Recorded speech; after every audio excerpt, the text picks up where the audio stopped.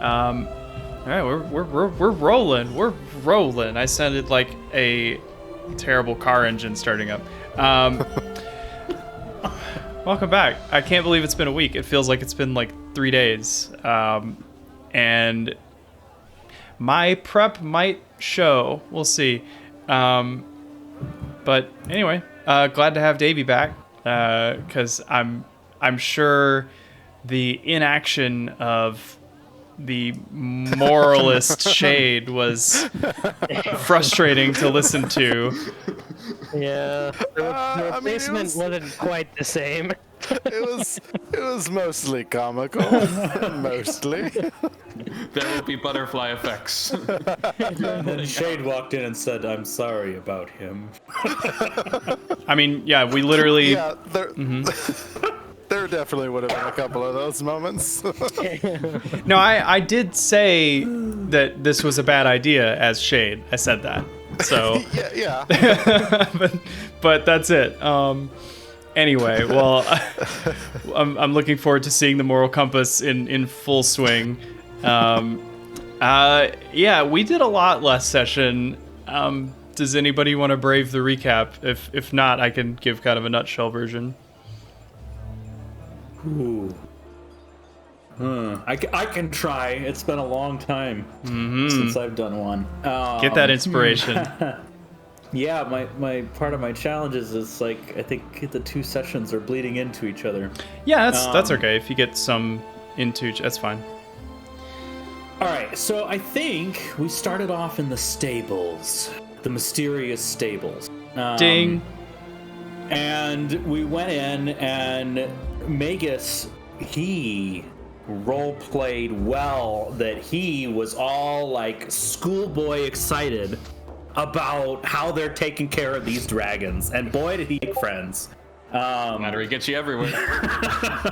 Captain of the Dragons was all about it. He was like, yeah, we do the finest stuff here. We take care of the dragons. We feed them the stuff. And then we just say, hey, people, give us the stuff so we can feed the dragons because we don't want to pay for it. And the people bring them the stuff for free and they feed it to the dragons. Seems a little weird. But they said everybody's happy, so we believed them. The dragons were weird. They're supposed to be kind of oldish, like adultish, like teenagers. But when Magus took the time to commune and try to message them, there was no response. There was recognition, the signals were being received, but the signals were not being parsed. We do not know what this means at this moment of the recap. Then we also, as we're going around, Magus, being the great detective mind that he is, managed to get detect magic up and noticed a coursing transmutation magic running through every varicose vein of the dragon. What this is, we do not know. It is not in the food, it is not in the drink, and it is not in the air. So it is something else. Something is getting the transmutation into these dragons, and it is a puzzlement. Verily. Maybe. I'm gonna have you take over DMing. I'm liking this narration He says style. coyly. Let's see. After that, we went to leave, and the maiden, who is the caretaker of Wisdom Lady, Mitros, Valis, the other one. The daughter of Mitros. That's right. It's all connected. So, Valis, I don't remember the name of this person, which means that she's probably going to have a pretty big role later. She was kind of saying, hey, you all seem like you're getting a lot of attention with my lady. And I don't like that because I don't know if I can trust you, and I want her to be safe, and I don't know if she's safe with you. Her name was Makira. Fame level 11. Right. Yeah. Her name was Makira. Makira, yeah. MacGyver? MacGyver. So we're fame level 11, and she's like, you seem like some suspicious bastards. Yep. We went about our way. We found Valis, and we caught up with her and shared the information that we had. And she's kind of like, "Oh, you poor fools! Have you not considered that these are babies that have magic in them that make them grow bigger than their brains, and thus they do not understand language?" And we're like, "Oh, you're probably right." Okay. She also didn't know what the transmutation magic was.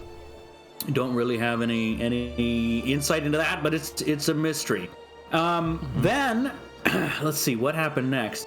Next, Magus was like, "Hey, let's go see my family." And Theo's like, "Nah, I'm gonna go get rid of this stuff." And Falvin's like, "Nah, we need to go. I need to go find out more about this Lady of Coins." Pretty nervous about that. Valis introduced the Lady of Coins as a subject matter, by the way. And so we decide to split the party because that's a smart choice. Theo and Shade go off into the Agora, and Theo makes a deal with the blacksmith shop and manages to get a 25% discount on an ingot of mithril and sells the motherload of treasure to this guy. Really cool guy. Makes a pretty good friend, recommends the business. I mean, he'd go again. He's a great guy. Yeah, 5 out of 5. Then he goes right down the next door to the alchemist shop. And on the same street. Right next door. Right next door. And he's got these glass container thingies that, where you show your wares from. And Theo is immediately triggered by that for an unknown reason. And the shopkeeper is keeping things clean, and Theo is triggered by that for an unknown reason. This escalates into Theo running his finger all the way down, smudging the whole showcase. Shopkeeper gets upset, decides it's not worth his time, and leaves. Then Theo leaves and mutters under his breath, "We should rob the place." Heads into a tent where there are apparently slave trade? Question mark? Nah. Are they sentient? Are they Flesh- people? flesh- Are they not flesh people? trading. Centaur, goatling, assorted animals in cells, each available for 100 gold. Also interesting that the person selling them thinks that they're all of equal value. Super deal. So Theo walks up to the Centaur and begins a rousing conversation about why should I buy you? Centaur says, "'Cause I want to be free." Never a good reason. Theo's like, "That's pretty dumb." So Centaur offers a free ride, and Theo's like, "Nah, man, how about 2?" And thus is born the great arch nemesis. That really triggered Acastus. him. It really triggered him. Yeah, I would never be triggered by something like that. I think it's Acastus. No, right? Castor. Oh, that's the king. Yeah. Castor. Acastus Yeah. is the king, correct? Yeah. Well, Acastus is also Theo's enemy. Honestly, though, Castor is probably just as Yeah.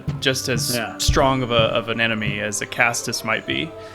Absolutely. And it's probably, frankly, this is the origin story of castor oil because he's trying to get at Theo. Ooh.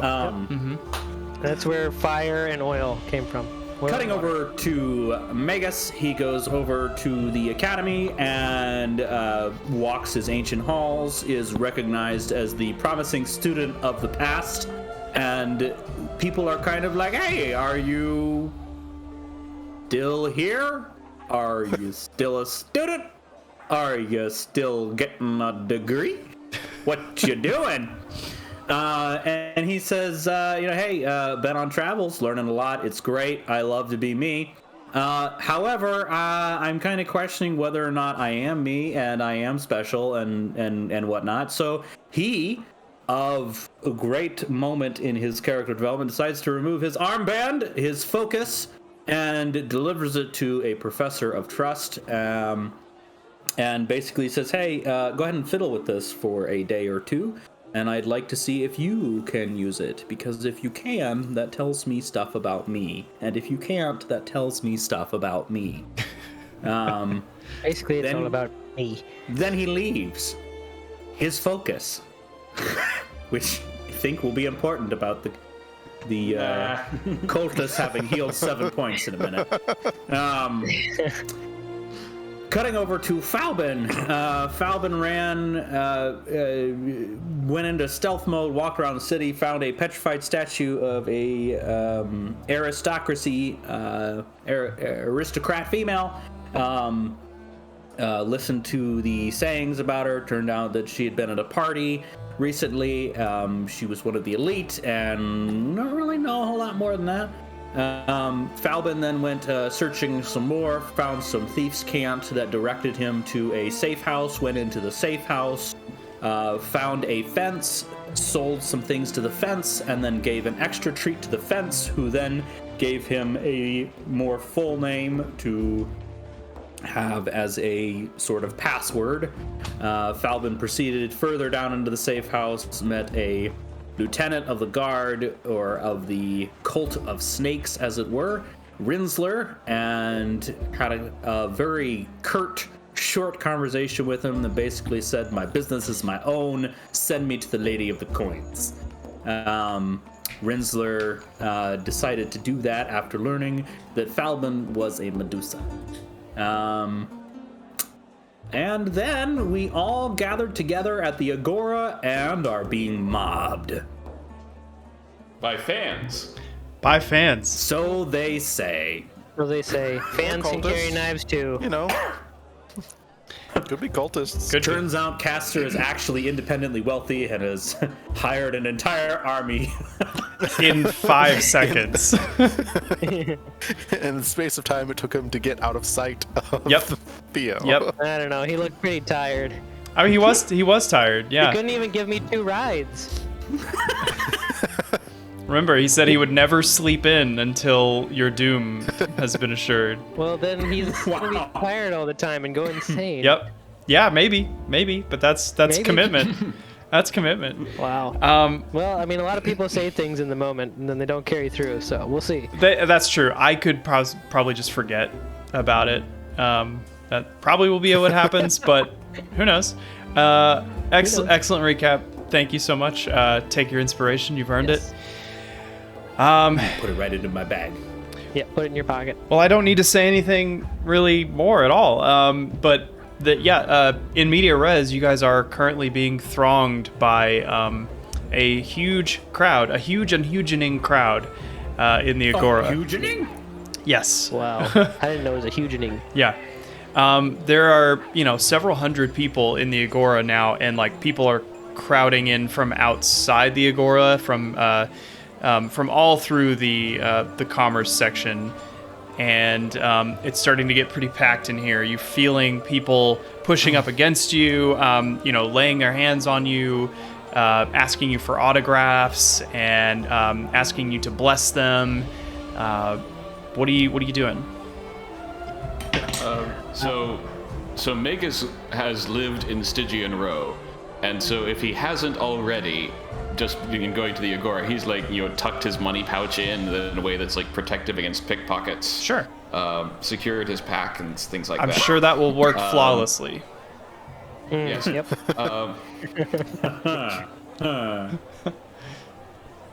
And also maybe direct Theo to do the same with the bag of holding. Well, it's a good thing that I added a password. Protected. You did not. Two-step authentication to my bag. That is incorrect. Using my mobile phone that I developed Nope. in the last session. Nope, you didn't do that. Which brings us to the sponsor of today's episode. Mint Mobile. Is it Mint Mobile anymore? Did it sell? I think they just sold it. Yeah. Wow. Look at that. Okay. So yeah. 3 mithril ingots. So you guys find yourself, in between Grimmick's armory and Zoran's concoctions and the big red tent of the great menagerie of the collector. And there are people all over the place. Magus, you've encouraged Theo to bind his gear closely, and the crowd is pushing on you. How do you respond to this? Do you try to make your way away, or are you like embracing the moment? What are you doing? I guess a question I would have, are people treating Falbin the way they are the other members? Yeah. Interesting. I don't start shanking fools. So like actually that is an important question. So it's something important to note. Anytime you guys have been lauded for any number of great feats that you've performed, nobody has looked down upon you in particular. You've been appreciated and praised with the group as a whole. There hasn't been a single one of you that has kind of become the famous one. It's not like, oh, it's Magus and the heroes, or it's Shade and his sentinels. Sidekicks. His kittens. You guys are the heroes. So Falbin, yeah. Medusa be damned. Falbin embraced. Sure, yeah. So this might be the time where the crowd is closest to you when something like this has been happening. I mean, you've made your way through parades and stuff before, but this is very in your face, and you haven't had time to kind of prepare for it. So how does Falbin respond to this like direct affirmation, or not affirmation, but love from this crowd?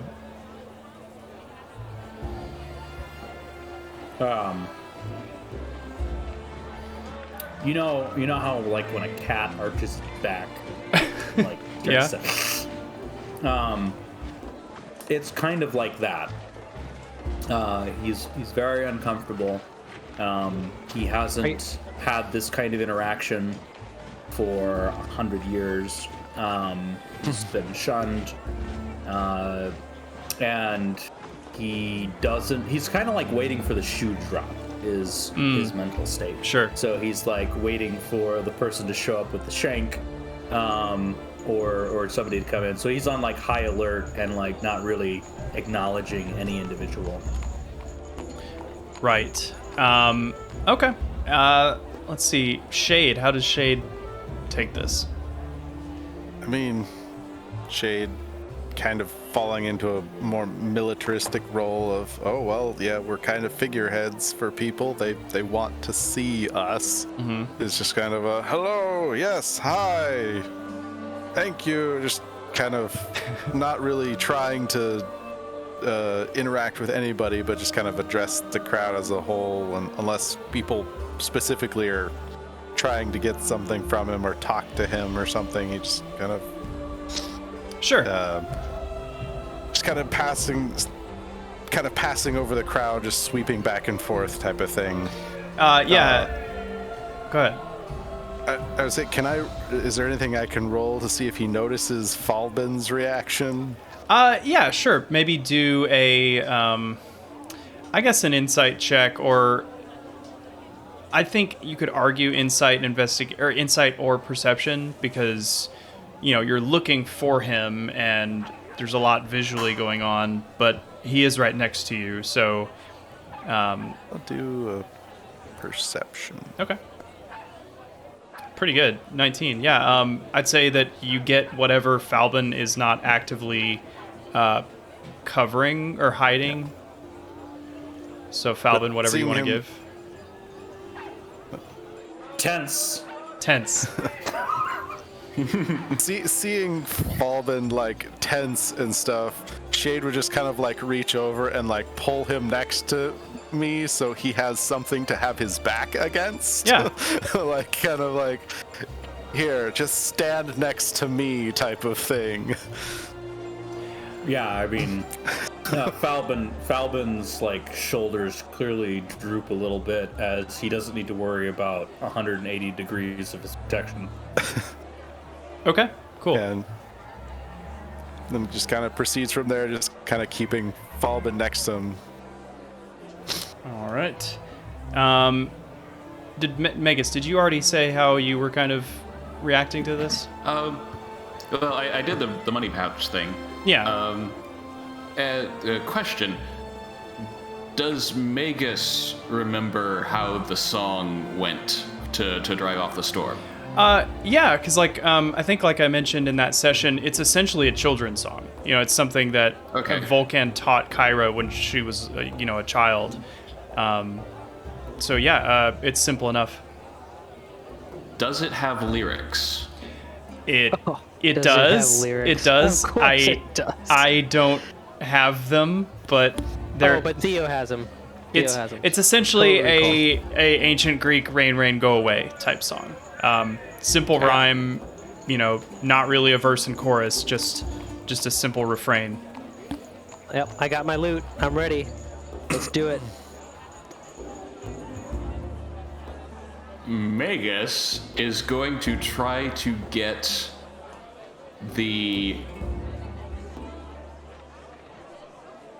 Magus is going to try and make a call and response with the audience. Okay. And so, I'm going to try and have, the children's song, the original lyrics, as a chorus. And then I'm just going to try and make up, new lyrics at the start. Oh, so, boy. Something like...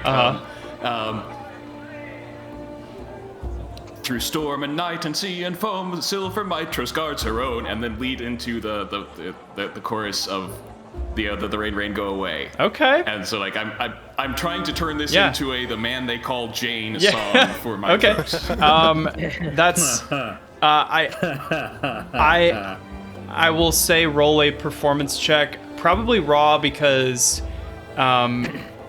if you can convince me that Magus has been thinking of this intro verse for long enough to have it down, or if this is him kind of freestyling, which would you say it is? This is going to be freestyling. Okay, so just because I didn't come up with that. Just a flat performance check then. You can inspire it if you want, but no advantage.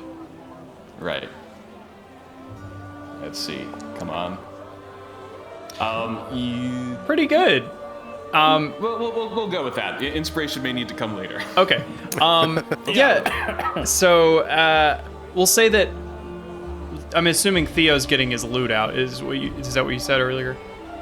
Yeah. Okay. Yeah. So when you get your loot out, people start to kind of cheer in unison, and then there's a slight kind of hush. Not a hush, but the volume level goes down just slightly, just enough for Magus's voice to actually be heard. I think if you had failed this, people wouldn't have heard you.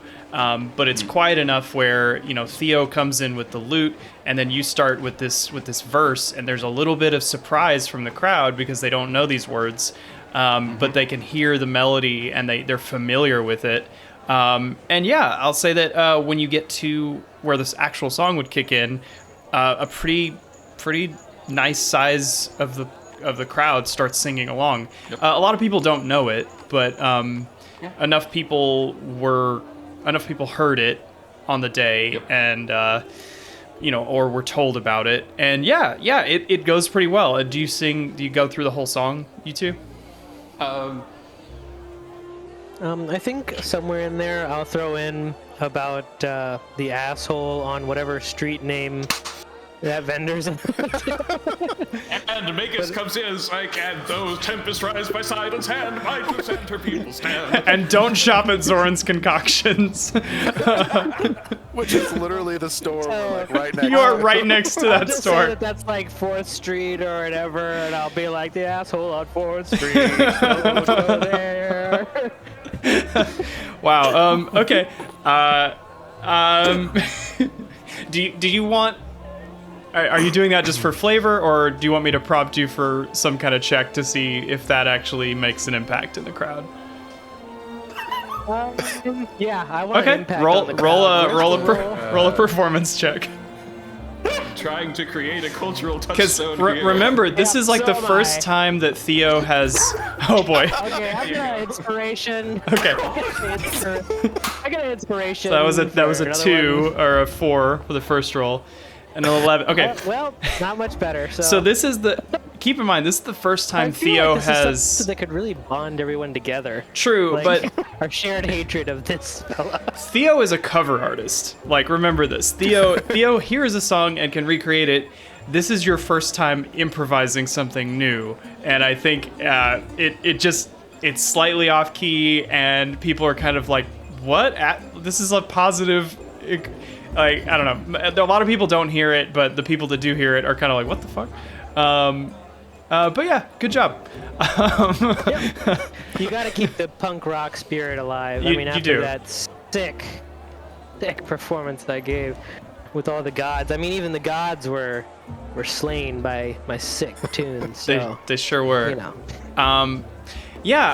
Let's see.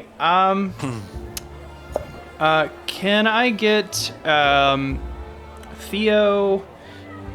Actually, let's get everybody to make perception checks. Oh. Yeah, do we see the guild test that's about to establish? Do we? Do we? I don't know. Do you? What is with me and Does- bad rolls? Does Falvin get advantage on this because he's like aware and looking around? I will say. I will give Falbin advantage because of his apprehension and nerves in the whole thing, and the fact that you're kind of squished up against Shade. Okay. You likely don't need it. Okay. Yeah. All right. 24. Yeah, you got it. Okay, so Theo, you and Magus finish your rousing rendition of this Rain Rain Go Away song to the delight of the crowd, especially to the improvisational nature of it. Theo, your shoulder feels a little lighter, and you look down and the bag of holding is gone. And Shade, your bag feels lighter. It's not gone, but it feels lighter. Magus, what do you have? I rolled a 9. No, I mean, what am I I don't gonna? really have I mean, what am I much. gonna take from you? I've already given away the most important thing, so good luck. Your extra set of Falbin clothes. No. Probably took Falbin's rats though. That's I mean, with a Let's 24, they see. probably didn't. yeah. Where the baby. Where do you keep your sending stone? Ooh, in his trousers. I would say Sending Stone would be. I feel like something like that is small enough that I wouldn't put it with the rest of my main inventory, and also important enough. Like that would be like kind of like in money pouch sort of thing.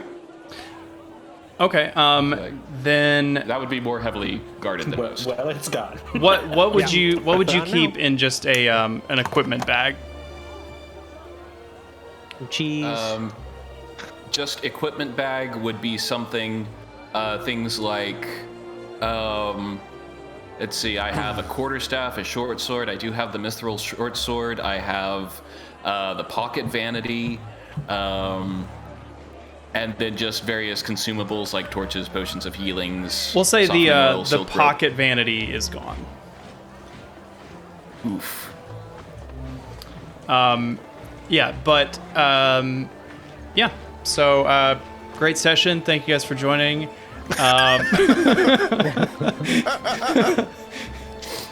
No, so you guys are collectively noticing that stuff is missing. All right, let's hunt these fools down. Falvin starts throwing knives. Yeah. Just indiscriminately into the ground. Yeah. You look guilty. Rebound dagger. I can throw Rebound that one dagger. every Give him the 3 rebound. seconds. God. Give him the rebound. I'll just shoot up in the air. I guess, like, is Falvin aware that things are missing? Maybe not, unless you guys say anything. You're probably seeing the rest of the group like patting at themselves, and you know Theo's bag is just the bag of holding is totally gone, so you can see that. I mean, I would definitely, like, see if I can see like the crowd moving as like somebody's trying to scurry away, or telltale signs of somebody leaving with loot? So you would probably need to get higher up because of your height and everybody kind of on average being taller than you and pushing Just very climb up close Shade. around. Yeah, so I'm gonna look at Shade and I'm gonna say I need Give you a boost. to get on your back. All right. Cool. So I clamber up and I'm basically doing like the dad with the 5-year-old legs over his shoulders, and I'm surveying the crowd for he who is about to die. Okay, It's probably the merchant. make a perception check. I'll give you advantage because you're high up. How do I? Is it control click? Shift for advantage. It does. You can just roll it again. It's fine. Yeah, you can just roll better. So I'm gonna inspiration Yes, you are. and just do a reroll. Okay. So does that mean you get to roll twice? Yes. Yes, I think it twice. does. I do, really? Yeah, because go for it. your roll is at advantage, and you're giving yourself it like essentially double advantage. Okay, so you want to spend another point? So or- 17. I'm gonna take 17 out of 4 dice rolls. I think it's a sign. Okay. So you climb up on Shade's shoulders. From the time you notice something is missing to the time you are up and looking out over the crowd, it's about 15 seconds, and you're not sure when something happened before that because the song is about a minute long. You get up on Shade's shoulders and you are like looking around, being careful not to look any of this huge crowd in the eye that are all looking up at you. Especially now that you're up on Shade's shoulders. Yeah. You are literally, everybody's looking at you. You're like, no, stop it. Just turn them all to stone. They're all There's guilty. just like a swath of statues forms in the crowd. Do the wave Don't once. worry, we have softening oil. Yeah. You put the softening oil in a champagne bottle and you're just like spraying it like the guys at the Formula One races. Yay! Talk about getting stoned. So, as far as what you see, it takes a little while, but you do see somebody kind of get shoved aside, and then another person about 10 feet further out from you gets shoved again to the other side, and it seems like there's somebody moving through the crowd out towards the Commerce Gate. Can I make out like anything that they're wearing or like identify? No, it's like they're shorter or they're like hunched and they're below the level of the crowd. You just see the crowd getting disrupted. So you you know where they're going but not what they look like. Well, I guess Falbin doesn't like this. This is like pet peeve area for him. So he's gonna just like shout at Shade the direction that the crowd movement is occurring, and he's gonna start booking it that way. You're jumping off of Shade's shoulder? Yep, in the direction of the crowd parting behaviors, and I'm on the hunt. Okay, please roll either a strength check or a dexterity check. I guess you could do athletics or acrobatics if you can. I think that could be argued because you're trying to like either shove through the crowd or like slip through very deftly. He's like Crocodile Dundee, crowd walking on people, right? You know? On the heads. He's not a man. big guy. He might be able to do it. Yeah. I Light. am smallish. I'm not going to tell you no to that, but I do want that to be. Because you really want that to happen. Yeah, so I think what I'm gonna do is I'm just gonna kind of hop off, and I'm gonna try to do like a tumble, and I'm gonna try to snake my way through the crowd. I'm small enough that I'm gonna try to like bend over and like try to see if I can get like the leg movements, and that's what I'm gonna be tracking. So I think I'm gonna go with acrobatics. Okay. So you're gonna snake your way through the crowd? Modest. Got him. That's pretty good. You jump down and people kind of lose where you are, and you're able to keep them from regaining your location because they're, Shade's the big obvious target, and they're not sure where you go. So you're mostly going under people's eyesight, and you're just you're sneaking through like a velociraptor through the grass. And it's Tall grass. don't go. Do not go in the tall grass.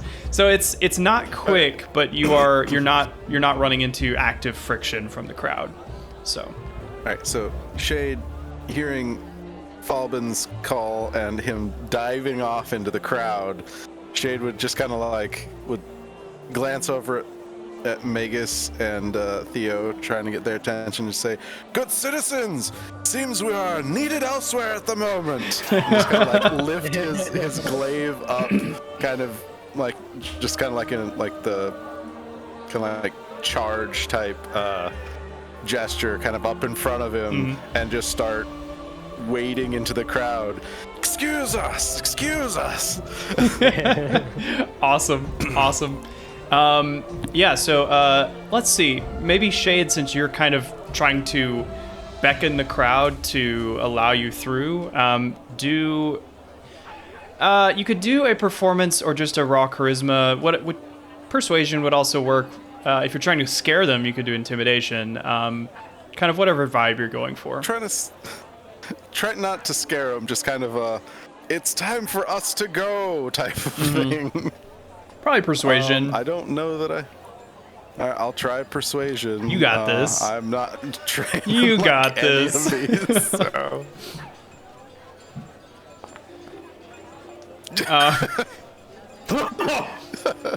Did you want an inspiration or? Just see first thing in this. I mean, Thief has if your axes. if either He has your axes. He has the 100-pound axe. All right, I'm inspiration. I mean, so Magus This or just has to Theo, be like a super. Magus or Theo could help you if they want. Oh yeah, I will help, because I'm good. Yeah, at persuasion. I'm too small to.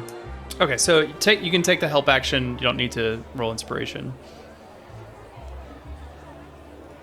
Does that mean I just re-roll, or? Yeah, just reroll. Help action? What is the help action? You take the Gives help them action. advantage. Yeah, it gives them advantage on the check that they're making. 14. So I'll say the crowd density gets about half, and so you're moving as though you are in difficult terrain. So it's slow, but you are moving. And I'll say Falbin's probably moving a little quicker than you. Makes sense. Yeah. I mean, Shade's not trying to bull rush his way through this crowd, so Sure, I'm not yeah. expecting to move. Yeah, at you're full just, speed. arms up, just kind of excuse us. Yeah. Cool. And even as he's going, probably kids or something, he'd be like, tousle their hair. Hey, yeah, grow up to be big and strong. Iron Sentinels, we're always recruiting. Yeah, just keep going. I love Drink it. your milk. I love it. Milk is the most important meal of the day. Oh yeah. You haven't convinced people to get out of the way really, but you're making it's a big hit. People are enjoying this. I like to think that just my sheer size and momentum pushing through the crowd is going to start having a ripple effect of people Definitely slowly moving out of the way. Definitely.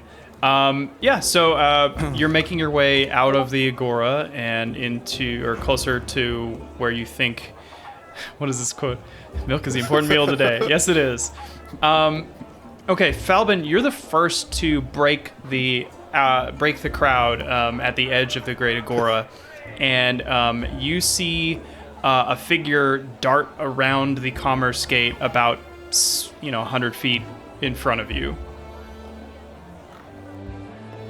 I take dash and I go full bore. Okay. You scurry through the Commerce Gate. The rest of you push through the crowd until you finally get to the edge, and you see Falbin just racing through the gate, about the same distance, about 100 feet ahead. What do you guys do? Magus is going to think oh yeah, I have something for this, and goes to cast Fly on himself, But as he does so, like kind of like reaching out for the magic, he realizes his focus is gone. And suddenly starts to panic just a little bit because he realizes what he did. Amazing. Falbin, you get through the gate. The culprit has taken a left turn out of the gate. You came up from the right, which was east, and he has gone west. That's where you saw him turn. And you rush out into the opening, and you look down the long roadway, and there are, carts and merchants and stuff coming to and fro. It's not a terribly busy street, but you don't see anybody running from you in eyesight. So I saw him at least taking the turn around here-ish. Yep. Did I make out height, weight, figure, clothing, cloak? So big cloak. Social security number. He's a Capricorn. But big flowy cloak. Not a nice cloak, just a brown cloak with a hood. So he's only been facing, or they've only been facing away from you. I'll say that. Let's see. As he turned quickly through the gate and turned left, you got a slight glimpse of the clothing underneath his their cloak. I literally don't. It's their cloak, and their body type is pretty thin, decently tall, but just hunched. So probably a human or an elf. Probably not like a dwarf or a gnome or something. So I turn this corner, and there's merchants, and there's people walking. Yep. No one's running away, which I would guess means that either the thief has gone into hiding or is trying to blend in by acting a commoner. I'd say those are It's the good guesses. merchant. It's the merchant. So I would go into like full investigative mode to see if I can clue in on any of the people around, matching any of the characteristics that I picked up from my visual perusal of this connoisseur of everything we like. Yeah. Okay, and you slow down. You start to take in the visuals, give a little ocular pat down, and the rest of you make your way through the gate, and you finally catch up to Falbin, who's kind of slowly walking through the crowded streets, looking very carefully.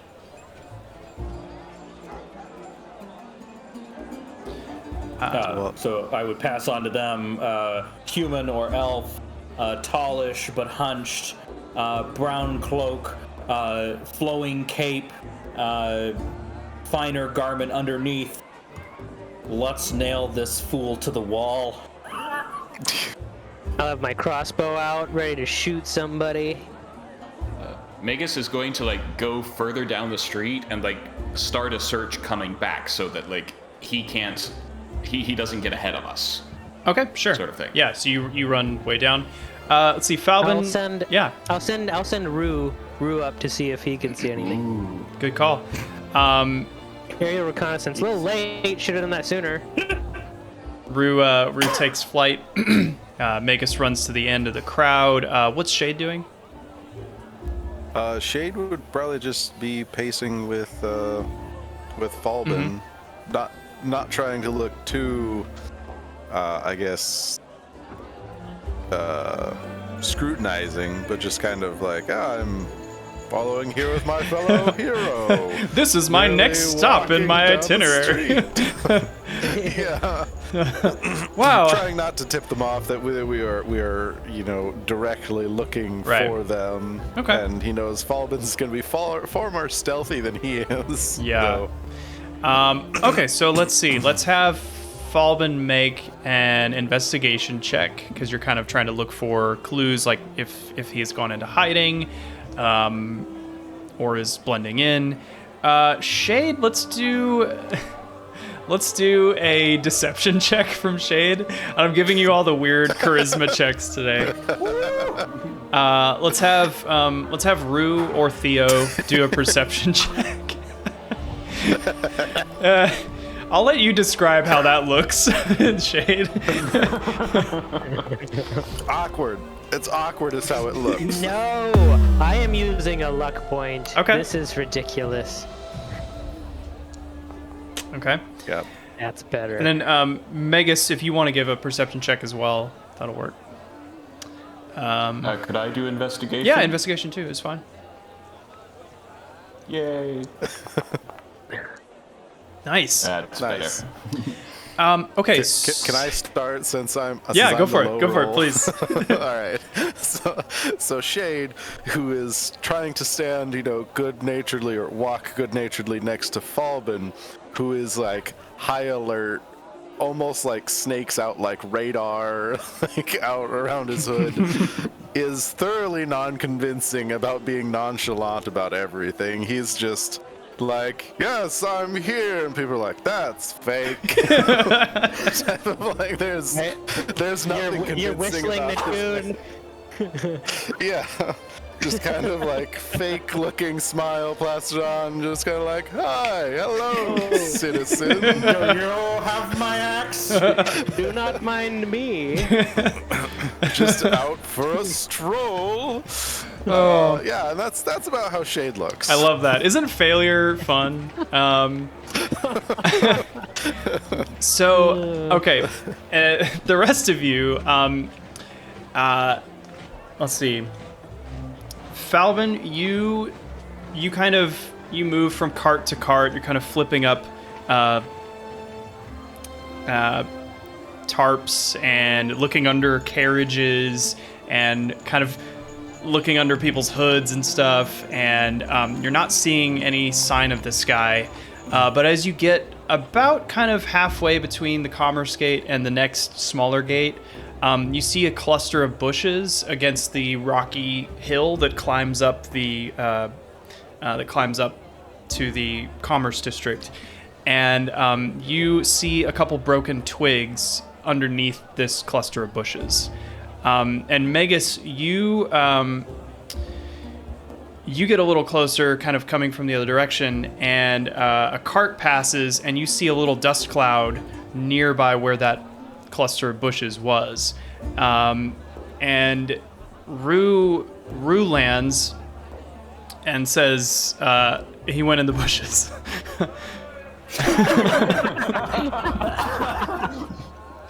Mechanical birds for the win. But I'll bitches. say Falbin got there first and noticed the twig, and then Magus was like, "Oh, I think he went in there," and then Rue is like, "Hey, he went in the bushes." Yeah, he's there. and Shade's like, "Do not be alarmed." Citizens! Be at peace. Cool. So All right, I'll tell the group that he's over in the bushes. Oh, we're going. I'm going in. Let's get in there. so you kind of creep and duck down underneath the bushes. It's very thick, and you have to almost crawl through. And it goes until you see a small kind of tunnel in the rock face. And whoever went in here, they went through this tunnel. I would check for thieves' cant and the mark of the green snake. Oh yeah, right. Hold on, let me pull up your thieves' cant document. Oh, right. Let's see.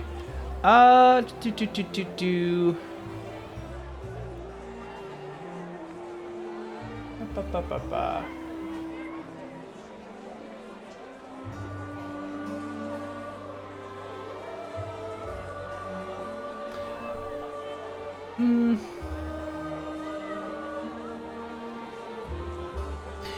You see a sign. It's like two circles, or like a number 8 on its side, and you know that means, you know this to mean, trust person inside. Also,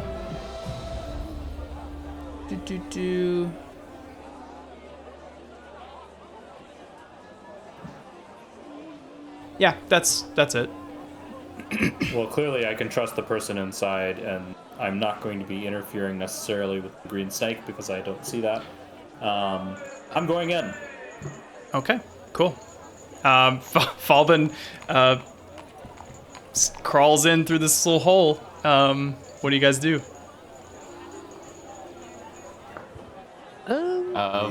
How small of a hole is this? Yeah, I just, For the sake of not splitting the party, it's big enough for Shade. Okay. oh, good. Then I guess Shade would follow unless Theo and Magus are like, I'll no, let Shade go first, so they can clear the cobwebs that are clearly going to be there. Shade would follow. Go get him, Tiger. Okay. So Yeah. I mean, I would wait to see if Theo is going to follow Shade. Yeah, I'll wait for him to go, and then I'll kind of look at you like, you or me? Who's going first? You're smaller. Okay. I'll get him. I just needed some larger meat shield to go first. I will follow, searching just if there happens to be a piece of wire anywhere lying on the ground. there is no copper wire laying on the ground. Dang it. What an odd thing to look for here. So you guys all duck into this little tiny tunnel and begin to crawl single file. Falben, you crawl for about 30 feet until you reach a smaller, a little cave, not smaller than the tunnel, a small little cave, and there is a ladder leading up from the cave to darkness. You can't see where it goes.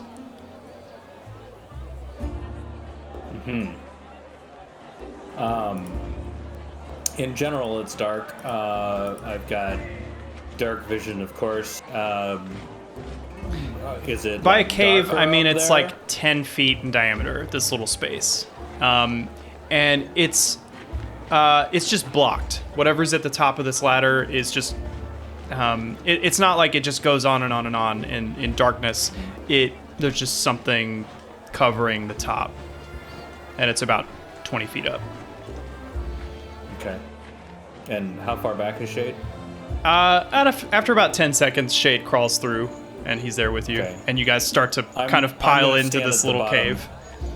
I'm gonna stand at the bottom of the ladder. I'm gonna be like, this is the part where we're gonna start hitting things, Shade. You need to go first. Right. So once I guess everybody's together, Shade. So you said this ladder that goes up, right? Yep. Mm-hmm. Shade climbs the ladder. And is this just like a trap door at the top, or? It is. It feels like stone, but you put your hand on it and it begins to lift. It's not as heavy as a stone might actually be. All right. He pushes it open and looks through. Okay, so bright light and bright light and sweet smells flood in through this trap door. You can hear the sound of buzzing honeybees, and you see a butterfly fly by. You appear to be in some sort of gardens, and you are like in a cluster of shrubs. This rock has come up through. Huh. So not seeing any immediate threats waiting to accost him, Shade just kind of scrambles out of the hole and kind of posts up on it, waiting for the rest of the party to come through. Falben climbs on up and immediately begins trying to find to track footprints, snap twigs, crusty leaves, recent rain, anything. Boogers. Okay. You guys give me about 5 minutes to prep something. I mean, we can just. hang out. Yep. I'm like Yep. debating whether, because I can pause the recording, but if you guys promise to talk and not just have me quietly, then we can keep it running. But if you take that as a dare and sit there in total silence, that's fine too. But just I don't know. You just took our stuff. I did. Anyway, I'm gonna be doing this, so y'all have fun. Okay. Oh man. Oh. So, butterflies and honeybees. What else has honeybees? Oh, I know Valheim. Oh, it might be Valheim. That's right. Yeah, You can make mead. that might be it. Yeah. Interesting. The rest of this session is just going to be crafting.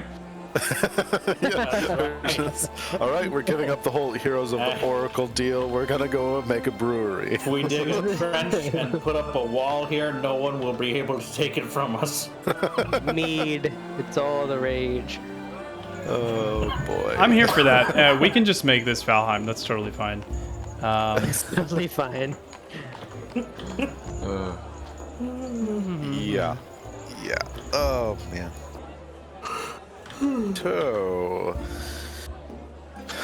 So, What did they steal? So, Oh yeah. So everything in the bag of holding. everything in the bag of holding. Yes. Well, the bag of holding itself.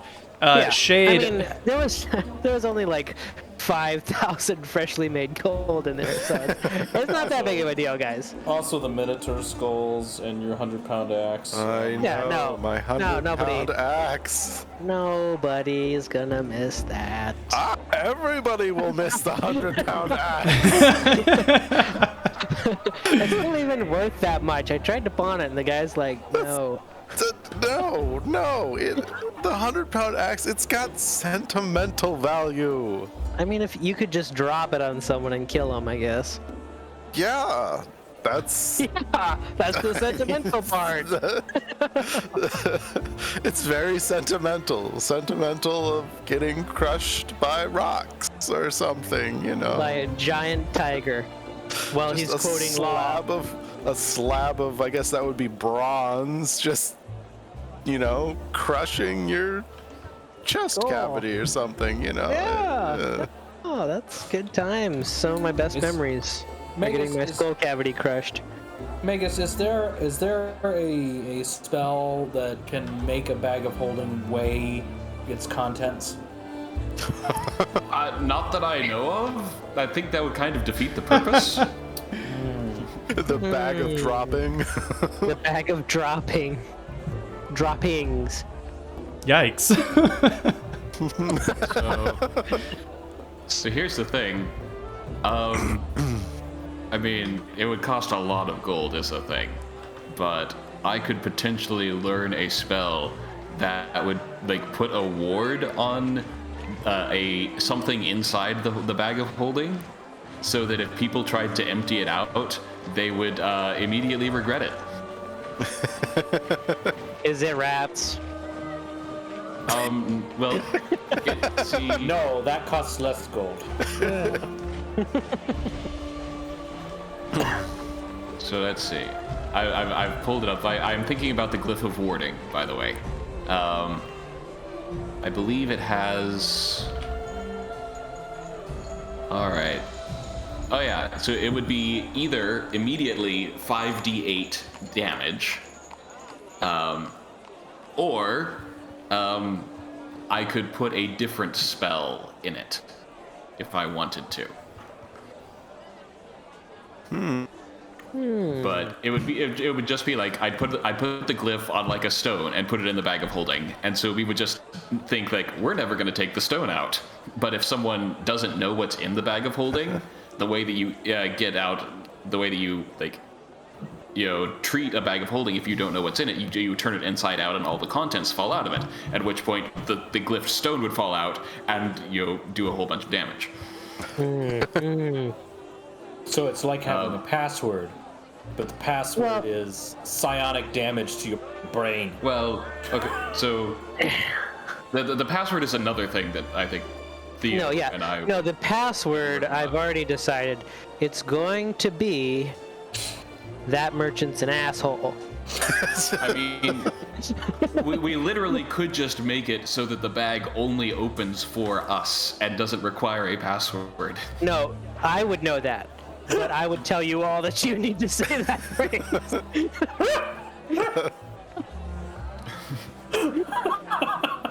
Yeah, just say this phrase every time you open this. And every time, Shade and Falbin are like, this is so weird. This just doesn't make any Skyrim sense. due to you. I think you know. As someone with a plus, I believe it's now a plus 11 to Arcana, Magus would doubt. Well, yeah, but I mean, would you tell? Well, yeah, like all I have to do is open the bag once without saying the password, find out that it works, and the gig is up. No, I mean, would you tell other people? Yes. Theo's like, Wow. but I'm your cousin. I thought we were family. Last episode, you literally said we were enemies. No, I did not say that. Yes, you did. I said no. Enemies. You said you No, thought I we were didn't. already That's what the sworn centaur enemies. said. Frenemies. No. Frenemies. We're family enemies. It's totally I don't know, different. like if we are It's like a family, are you fun- going to come to the family reunion? Well, I was gonna come anyways, but it doesn't mean that I have to like it. I can't wait to listen back to this course because I'll I'm show not up. paying attention to you guys at all right now. I don't know. Like I said, Shade's pretty stoked about the family reunion. He's looking forward to it. I love it. I mean, I'm almost ready. One thing real quick. Shade, you've gotten a little bit of time to check yourself, and the only thing that's missing from your pack is the sketch of the goblin. Maltese goblin! that is literally the one thing that matters in this entire campaign. We will never recover. This is We irredeemable. must save the sacred treasure. We have to search the entire globe until we find that, and we cannot have any substitute for it, be it lead or anything else. It has to be the genuine Maltese goblin. Genuine You article. see Shade like digging through his pack, like What? start digging through it slightly more frantically. Start pulling things out. Oh no! Are you pawing It's- through your bag? Yes, pawing even. Paw, paw, paw, paw. And just Shade looks up and just gives you almost a wild-eyed look. It's gone. No. No. And I cover myself in ashes, lamenting. and just to remind everybody what the heck that is, this was a poorly drawn sketch of a goblin who clearly did not want to be sketched at the time of his sketching. And it was found in a harpy nest back in the necropolis. And Where all good things are found. where all good things are found. And yeah, it became a beloved treasure, and now it's apparently wanted by thieves for some reason. So It's the Maltese goblin. it's the They Maltese know goblin. Anyone- true value. Come on. They sure do. Okay, can I drop it on the map? Is that? I can do that. Oh, and guys, Oh, there's boy. something else that was also There it in is. the. There it in the is. bag of holding. Glory. There's also something else that was in the bag of holding that really isn't that important. Just the Ultros map. So. Oh shit! I forgot about that. I know that the Yeah. Maltese goblin is much more important than that, and like that's not really that big of a deal, but that was also in there. I love that you said that right before the DM explained to us that we walked around the corner and they were burning the bag of holding. Yeah. So just so you know. And for any who don't remember, DM, if you the wanna No, I'm not changing anything. The Ultros is the famed ship that Estor Archelander, famed war criminal, captained and fashioned out of the living body of a dryad tree, cut down far from its prime in a enchanted forest, and who you guys are sworn to reunite with her living sister. It was also the ship that brought back the corpses of the last Dragonlords by Daemon at the end of the war. And the Oath of Peace. And the Oath of Peace. But they also took the Maltese Goblin, which I think is far more important. I think everyone here will agree. Think with of it that. this way: I don't have art of the map of the Ultros, so which is really more important? That's how non-important it is. Like, Right. here we are looking at the Maltese Goblin. I mean, let that speak for itself. Shade is willing to concede that they're at least on the same level. Yes. But it's the Goblin of Malta. It's the Goblin of Malta. Cover it. I mean, lest we encroach on what is it? Copyright territory. It is the Goblin of Malta and not the Maltese Goblin. This has no relation to the famed film noir movie where a seemingly meaningless artifact is chased after by many. What are you going on about? I've never heard of that. I don't know. I think it's on Peacock or something. Anyway. We know. Okay, thank you guys for talking while I prep this map here. So I'm going to bring you guys over to it. All right, can you guys see? Okay. Yep. I throw a knife. You throw a knife. Okay. There's a lot of commoners around. Yeah, A lot of we're in the commoners. gardens. Yeah, you We're are in in the gardens gardens. Yes. I'm in silencer mode. I have my crossbow. I'm ready to zero in on these suckers. Let me give you a little description. So, this verdant garden is circled by a ring of immense ancient oak trees, and there's a lot of shade here. The air around the air around you is a lot of shade. There is.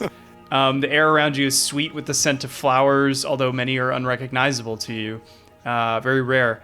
You can hear voices, and as you emerge from these bushes, you kind of peer over, and you can see there are, just like noblemen, mostly, or noble people, sitting on benches. There's a child tossing a coin into a well.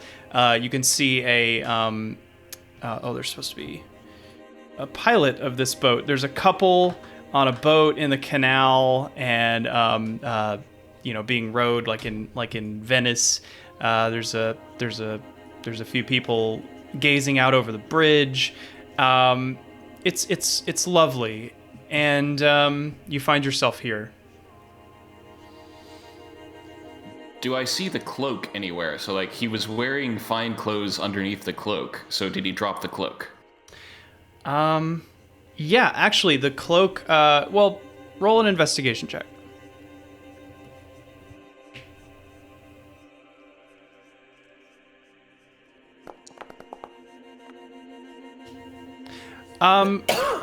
You root around, and after about a minute, you do find the cloak ditched kind of by this little wall that leads to a stairwell and down into the gardens.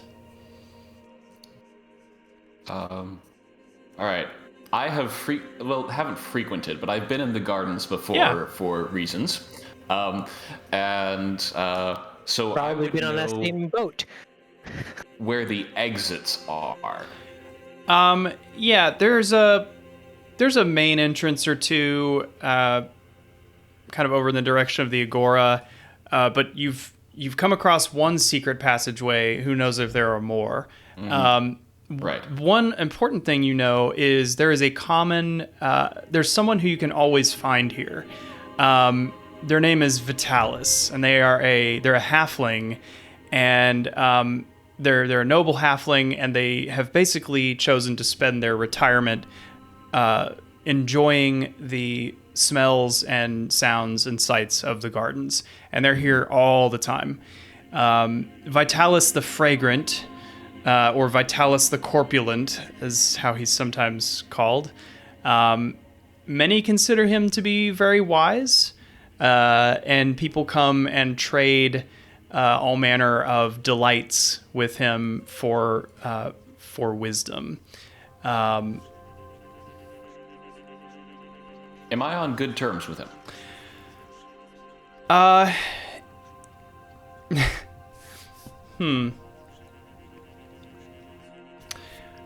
Do you... What would you consider to be your main sources of wisdom when you find yourself at wit's end?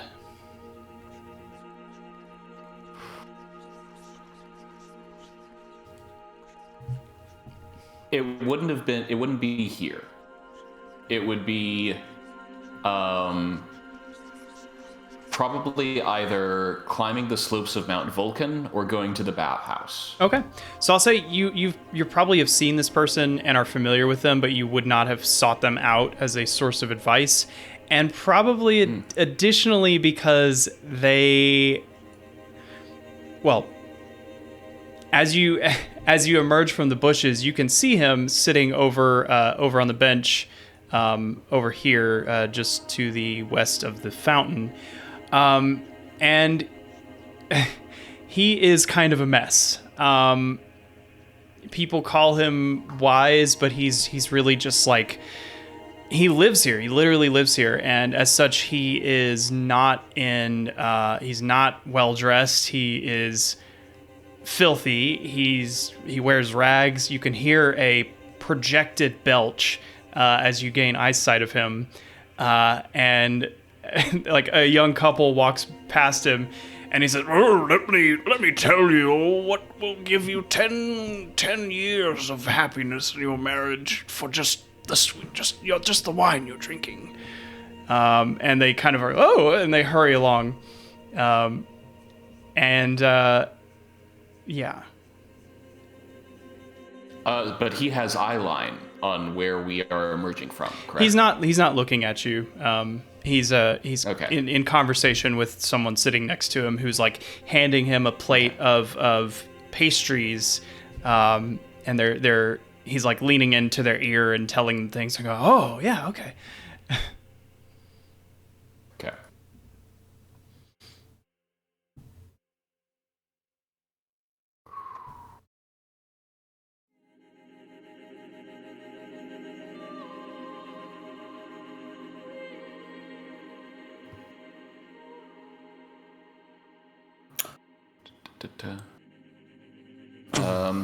I mean, I turn to the others and like hold up the cloak and say like, "All right, we're looking for someone in fine clothes now."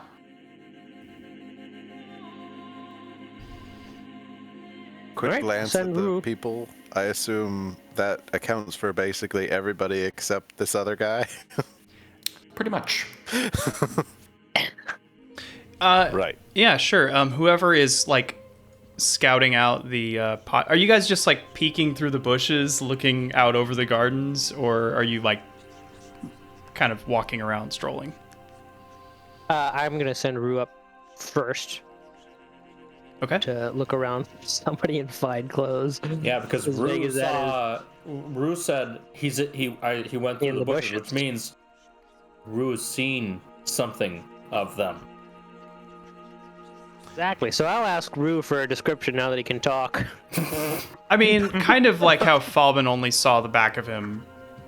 Rue All right, only Rue, saw what'd you see? the back of him. Little description here. That's it. Anything better than the back of him? Nope. Color? Anything? No. But you send Rue up to scout anyway? Yes. Okay. Look for that back again.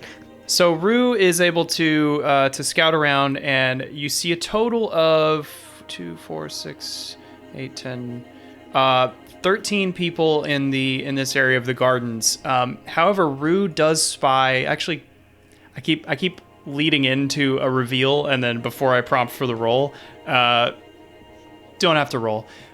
He spies somebody hiding up on top of one of the roofs. kind of to the south. That's normal. Yeah, no, everyone does some roof lining during this time of the year. Great time to redo the tiles. Yeah, you have a point. We did just have a hurricane. So... Yeah, you started doing roof repairs. Right. Sounds completely non-suspicious. We should ignore that. Yeah, could you throw your rebound dagger at that guy? I could. That seems smart. There will be Yeah. consequences. Just maim him. You don't have to go for the head this time, okay?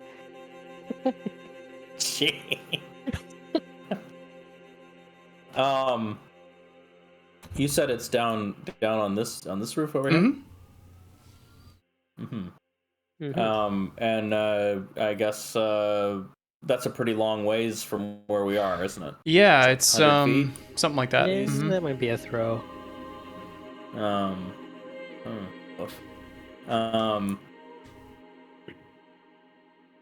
Does Rue is this individual watching us? Rue comes back and they are hiding just across the crest of the roof, yeah, they were kind of in a position where they could peek their head up over the roof and look out if they wanted to.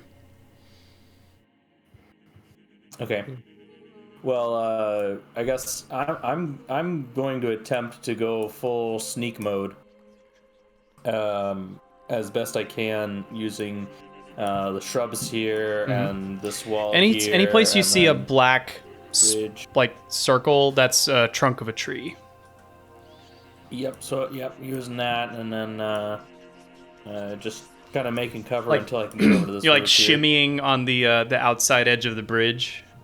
Okay, so do a stealth check. We'll do a stealth and a acrobatics check.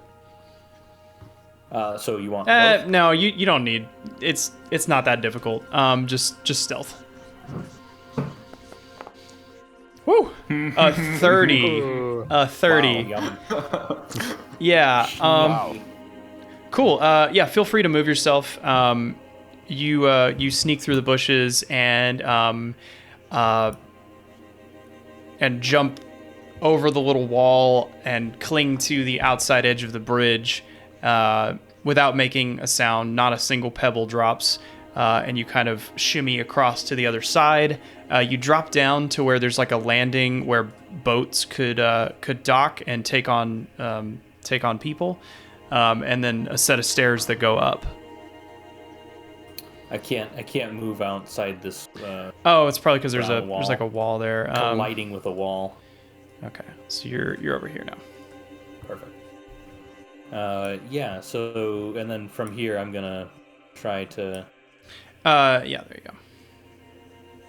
From here, I'm gonna try to get up on the roof, and basically, I'm almost at this point trying to sneak up behind the individual that's on the roof. Is my Yeah, goal. totally.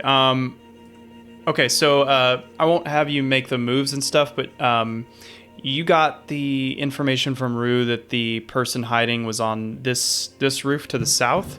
So if you're climbing up on this kind of eastern roof and circling around. Okay, That's my plan. cool.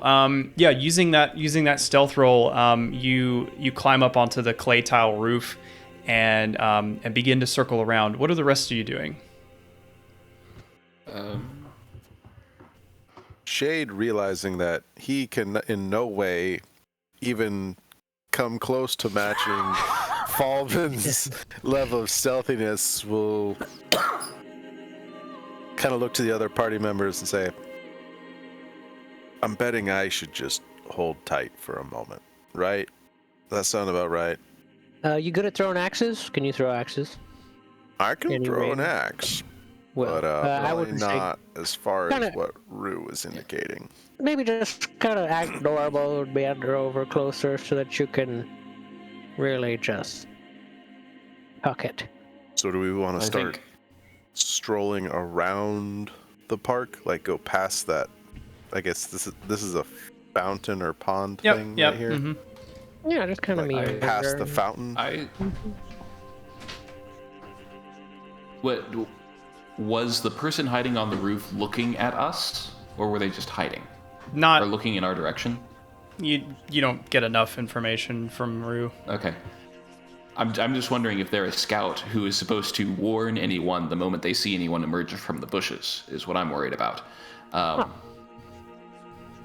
So, like, I want to, like, keep an eye and see if anyone leaves this area, but hold tight until Falbin has dealt with the guy on the roof. And Shade, you in particular, I think you seem the best for this, to watch when we emerge if any of the nobles here are nervous at our arrival, nervous and guilty at our arrival. I can watch for that. I'll just kind of position myself kind of more like over here, looking through the bushes. At really, the ones I can see are mostly going to be these people over here. Maybe something about these people, but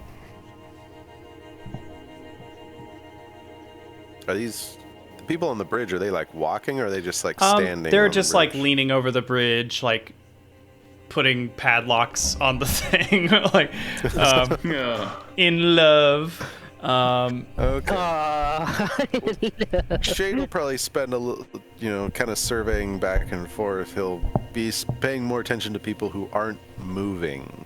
Sure. People who Okay. are just like walking by, he's gonna not look as closely at. Gotcha. Okay, so the couple on the bridge are not moving. There's a couple people sitting on a bench down by the roof that Falbin's investigating. There is the old wisdom dispenser man sitting on the bench next to somebody who is inquiring his wisdom. There's a kid tossing coins into the fountain. There's another person sitting alone at this bench. Somebody at this bench, and somebody leaning over this wall down here. Most people are kind of just taking in the sights. There's a few people just like strolling, and I'm not going to put them on the map because I'm not going to be moving them around. But they're kind of making a loop. They don't seem to just be exiting. And then there's the people in the boat that are they're kind of just lazily drifting down the river or the canal. Not really moving very far. I assume I really wouldn't have a very good line of sight on them because they're gonna. Yeah, be they're kind of lower, down right? below. Yeah. Mm-hmm.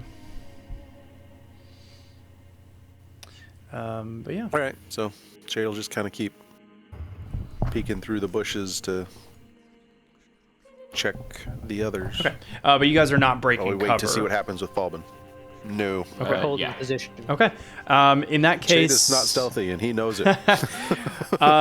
in that case, Falbin, it takes you a minute or two, but you're able to navigate the varying rooftops and make kind of a big circle around, and you do eventually come around a wall, and you see this figure laying on the roof, and every now and then they kind of peer up over the roof bridge or the roof line, and then tuck back down. You also see they have a crossbow on their back. Mm-hmm. And You are now no- like here, and no sign of bag of There, holding, and no goblin of Malta. no, he's wearing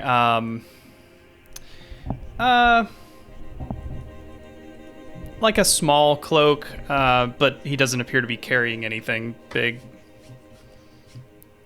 Just has that crossbow at the ready.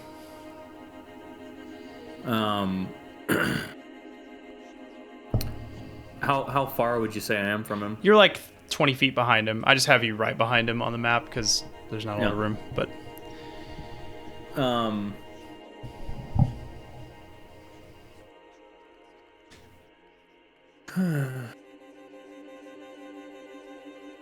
I'm going to try to like basically get up right up. okay, cool. And at this point, I think I'm gonna try to get up about maybe 10 feet from him stealthily, and then I'm gonna basically try to sprint and wrestle him and knife to throat, question him.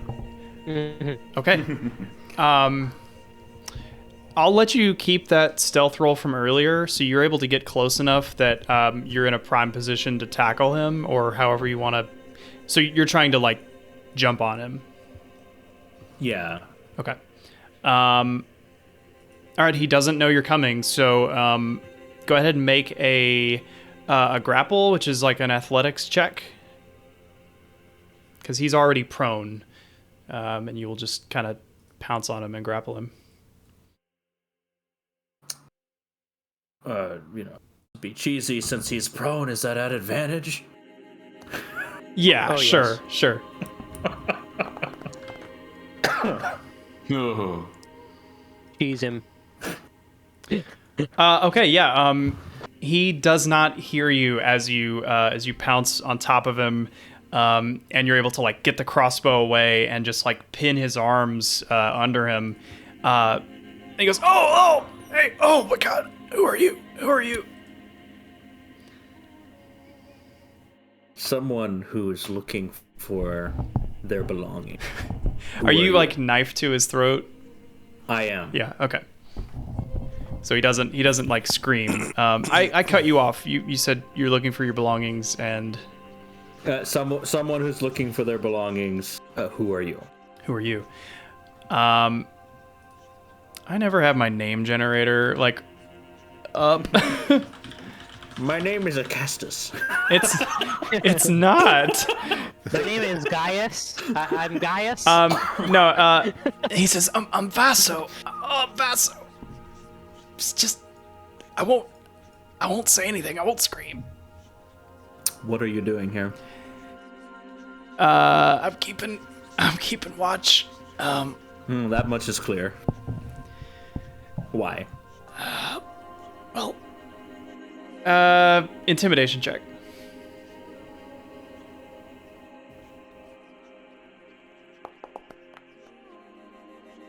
Pretty good.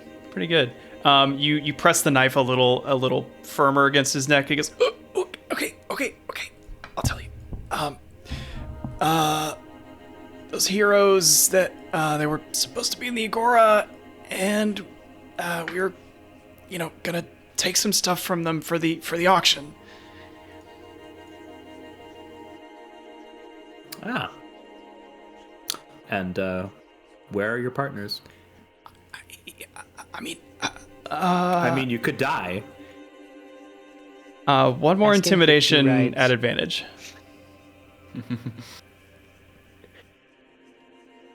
For 2 rides. No, he's gonna curse your family if you do that.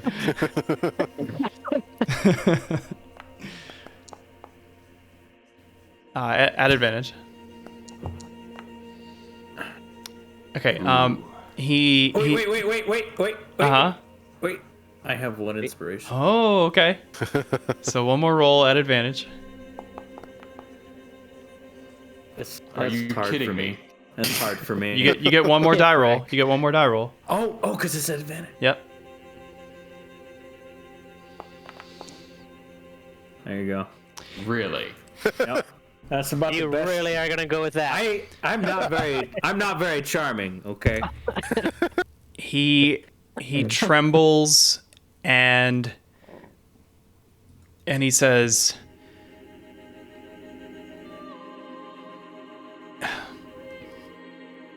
"It's worth more to the cause than my life, man!" And he screams and tries to throw you off of him. Let's roll initiative. Well, should have asked him for 2 rides. Should have. That always works for me. I don't know about anyone else. Gonna murder him. Good. Get him. He's got it coming.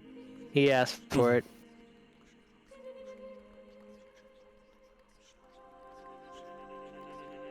See this guy right here? There's a little button. You can say he's gonna die. Here. Yep, the die button. Hit the die button. Okay, so I gotta do a little map manipulation here because some of these commoners were secretly bad guys. No. They're commoners. They're bad guys. Wow. No, they're all commoners. They're commoners. They're just commoners.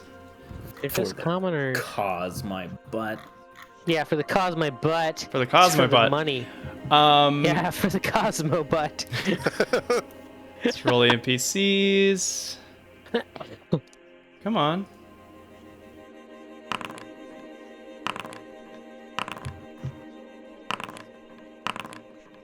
What?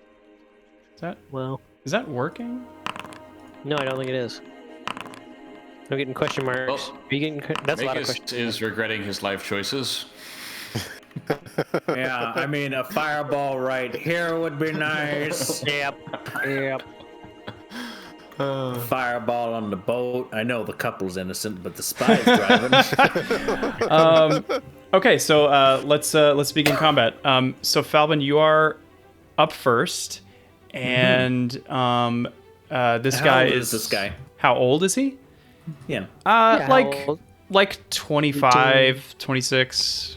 And I have no indication of any kind that these individuals are working with the cult. You the only like definitive clue that you know is the tattoo, but he's had like his chest covered and you haven't been able to see that yet. So they don't wear like insignia proudly. So you could try to uncover that, try to take his shirt off. Yeah, buddy. Enemies to lovers, real quick. But yeah, you don't know. All You is don't fair in know. love and war. Indeed. All right. I guess thanks to Miscellanea Maps for this map. Check them out on patreon.com. Well, You know it.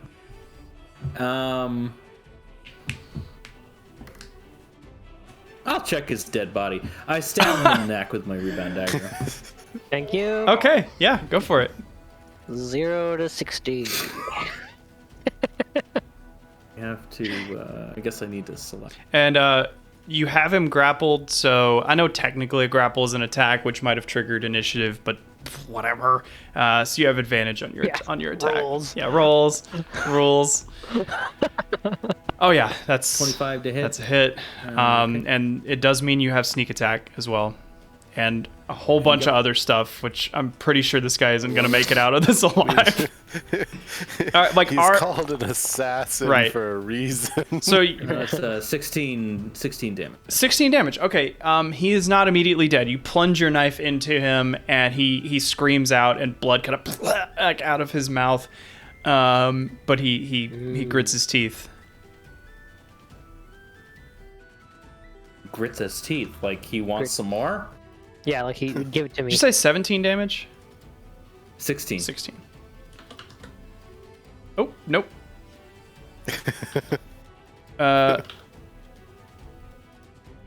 Wait, no, hold on. Hold on, I don't know how to do math. Okay. Standard HP minus 16. Okay, cool. All right. I seeing he's grit his teeth. Things got serious. I'm just gonna take my knife and stab him again, but kind of in the chest, like just beneath where the throat meets the chest. I'm basically gonna go for the bone. Yeah. So. Seeing that he's in pain and he's showing pain on his face by gritting his teeth, you're gonna give him more pain. Mm-hmm. You're kind of messed up. Seems fair. Yep. Yeah, easily. I mean, I know I'm messed up for asking for 2 rides, but come on, man. So he does that thing where, you've stabbed him once and then you raise your knife up again and you go down to stab. And in an act of desperation, he throws his 2 hands together to try to pinch the knife and like slices his hands up terribly. But he's like, the knife makes it a little bit into his chest, like an 3/4 inch. But he is like holding it from piercing his heart. And he's just like screaming. He's not quite dead. Wow, this is prolonged. All right, and I would normally have like a movement left, right? Yeah, you do. Yeah. So the visual picture I have in my head right now is that basically he's like laying on the roof, Yeah. and I have like I'm over him. I'm plunging my dagger in. Do I have a free hand that can like pull at his shirt a little bit? While I'm Sure. doing this? Yeah. We'll say that's part of why your blade. Why not? Part of why your blade doesn't, go all the way into his chest is because you let one hand free to try. Yeah. So you rip as an item interaction. You rip the shirt away, and indeed he As an has item interaction. a tattoo of the green snake on his chest. Wow.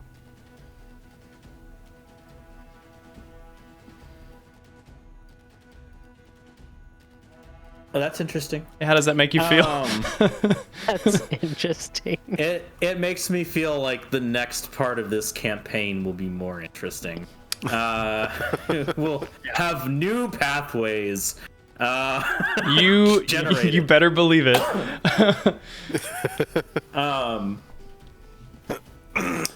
Yeah. So I'm going to say to kind of end my turn something that I should have said at the beginning. I'm gonna say Rinsler son. Okay. He looks so confused when you say that. And like, he coughs up more blood as he's like trying to keep the blade from meeting his heart. What? And let's go to the next it's the bandit captain. Where are you? Oh, not the captain. Where are you? Oh, he's way down at the corner. He's gonna run. He's gonna jump over this little wall, and he's gonna dash up to this wall. Are these guys all like hidden? I don't really know what's going on here with their visibility in the initiative. Okay, this guy over on this roof. How far away is he? Nope, that's a spell template. I'm looking for the measuring tool. Wow, he's really far away. Big map. Big map. Let's see. He's gonna get right in the corner here. And he's going to aim his crossbow, but not attack. Let's see. Whoa, Foundry, what the? Whoa. What is happening? Whoa. It's just cycling through stuff. I think you broke it. What in the hell is going on? He gave him the rebound dagger. This is what inner conflict looks like visualized, young ladies and gentlemen. It sure does. Rinsler sent me. No, wait, take a dagger. I think I need to end combat and refresh this initiative because I don't Yep. remember what you guys rolled. Because Yep. okay, yikes. Okay, stop, Foundry. Stop. I clicked end combat. Here, I'm gonna pause the recording so we don't just have 10 minutes of this. Okay, we're back. We fixed it. Pretty sure. Here we go. So the there's a guy sitting on the bench opposite from the Vitalis, the corpulent, and he throws his coat off, and he is wielding a scimitar, and he has a couple daggers sheathed on him as well. And the guy next to Vitalis, who has this tray of pastries, he screams and throws the pastries up in the air, and begins to run. But the bandit is going to he's going to run up and grab this kid next to the well. and he's holding the scimitar at his neck. Oh no. And Just to die. He just has to die. Yeah. the pilot. I can take care of him. It's all right. The pilot of the boat, who's wearing one of those like striped shirts, he flips open a container. Swipe-edge shirt? Yes. He's got a pencil mustache, and he flips open a container on the boat and whips out a crossbow, and he's gonna hold an action as well. What? Not the boat driver. Magus. Okay, I'm in the process of loading in. Okay, I'm here. All right. Who Threats has- abound. Is it doing it again? Yeah, threats abound. It's doing it again. Okay, we're doing this the old-fashioned way. Not the old-fashioned way. Yes, the old-fashioned way. All right. Tell me your initiatives. Falvin. 28.2. Okay. We're gonna do the spies. Everybody, tell me your initiatives. 719. Say that again. 7.19. Okay. Magus. 14.16. 14. Magus. 17.16 for me. 17.16. And okay, we'll have the bandits. The bandits went before Magus, so we'll do all the spies and all the bandits between Falvin and you. Okay, just ignore the encounter tracker. You can just tab away from that because I've tried to stop the encounter and it won't let me. So just ignore that. Let's see.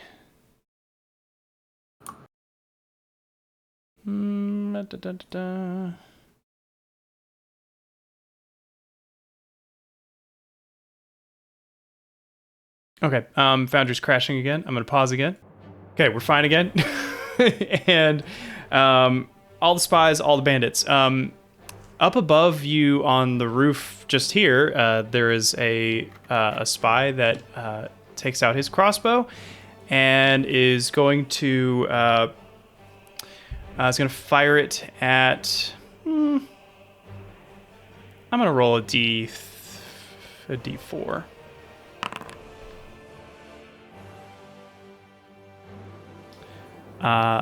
Okay. Comes at Magus, so that's a hand crossbow at you.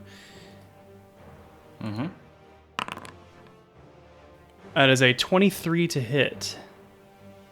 It hits. Okay. Hold on, does he have multi-attack? Only for melee attacks. Alright, so you're gonna take... Wow, 8 points of piercing damage. And Okay. the spy on this side of the roof is going to fire off a shot at Shade. Same thing with a hand crossbow.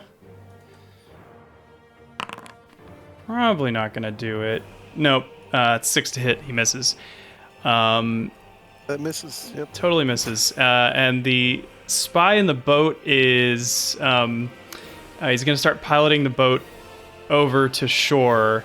And he uses the rest of his turn to move the boat to where it's to where he can jump off, so that's his action, and he uses his movement to get up here, and he stops. Falvin, the spy that you are attacking, has he acted yet? I don't Has he think acted yet? he's like he hasn't had a turn He yet. stopped my dagger. He did. He hasn't had a turn yet. He is. With his chest He's bone. on death's door. He's gonna try to get away from you. So you're grappling him. So he's gonna roll a athletic or acrobatics check to get away. To try to get away. That's a 14. Go ahead and did you already roll a grapple? I rolled a strength check. Yes, 20. Okay, yeah. So he squirms, but he's unable to get loose. Yeah. So he's still there. That's all the spies. The bandits are gonna go. One rushes out from the corner here, and he's going to dash, and he gets up to here, and then these bandits jump over this fence and start running up the courtyard, and this bandit runs here. Okay, Magus. One, it's like Kyra the bassinet, and two, I will say to Theo, like, take down the one holding the child, and I am going to hold an action for when that bandit captain takes damage, I will also unleash damage upon him. Okay, so you're gonna try to like stack damage onto the guy holding the kid hostage. Yeah, like get him down like immediately, one hit. Okay, cool. Shade. Shade just says, "I'm going to get the kid," and just jumps through the bushes, just like rips through the bushes. I don't know if you want to have him make a check or anything for that. I can't cross the wall. Oh, but is he like running on all fours, like? Not quite, but it's just like he just bursts through, just kind of eyes locked on the bandit with the kid, and just basically heads for him, kind of ignoring this guy in front of him. Let's see, I think I'll end up having to take the dash action, because that would be 45 feet to get right there. So I want to be with. I'll take a provoke an attack of opportunity from that guy. Yes. I will say the captain holding the kid has an action prepared. Yeah. So you. That's why I wanted to drop him immediately. Okay. So because that's gonna happen. The captain. Actually, Shade, make an insight check.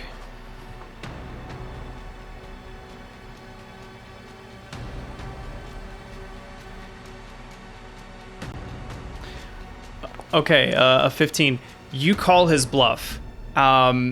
You rush up the stairs, and we'll resolve the opportunity attack from the other guy in a second.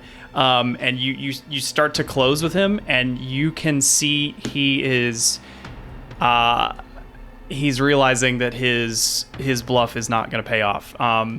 So he throws the kid in the water behind him. And then he's going to slash at you with his prepared action.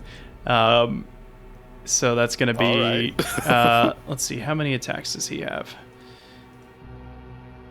You're going to take 3 scimitar attacks. Oof.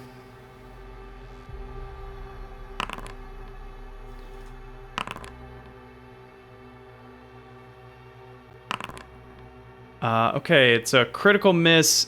Wow. A nat 1, a 12, and a nat 1.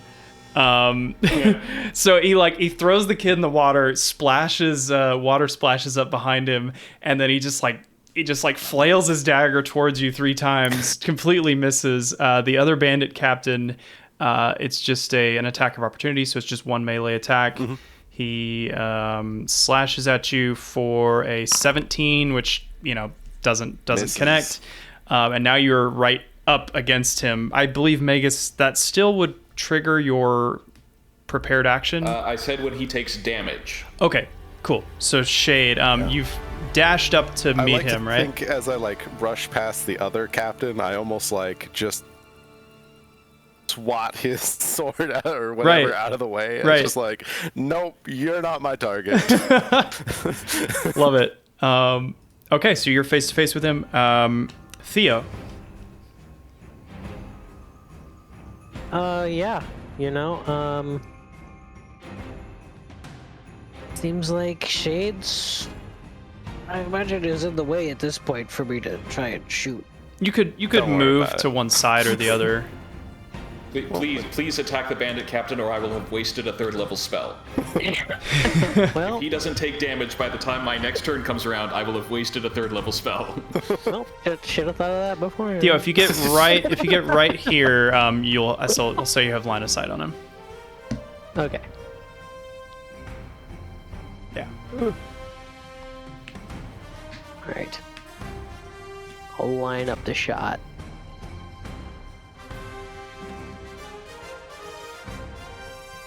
And I'm gonna add 5 to that with a luck. Luck can only be used to reroll. Oh. Inspiration has the extra flexibility of a +5. Dang. So if you want to reroll it, you can. But if you want to stick with the 16 or use an inspiration point, you can.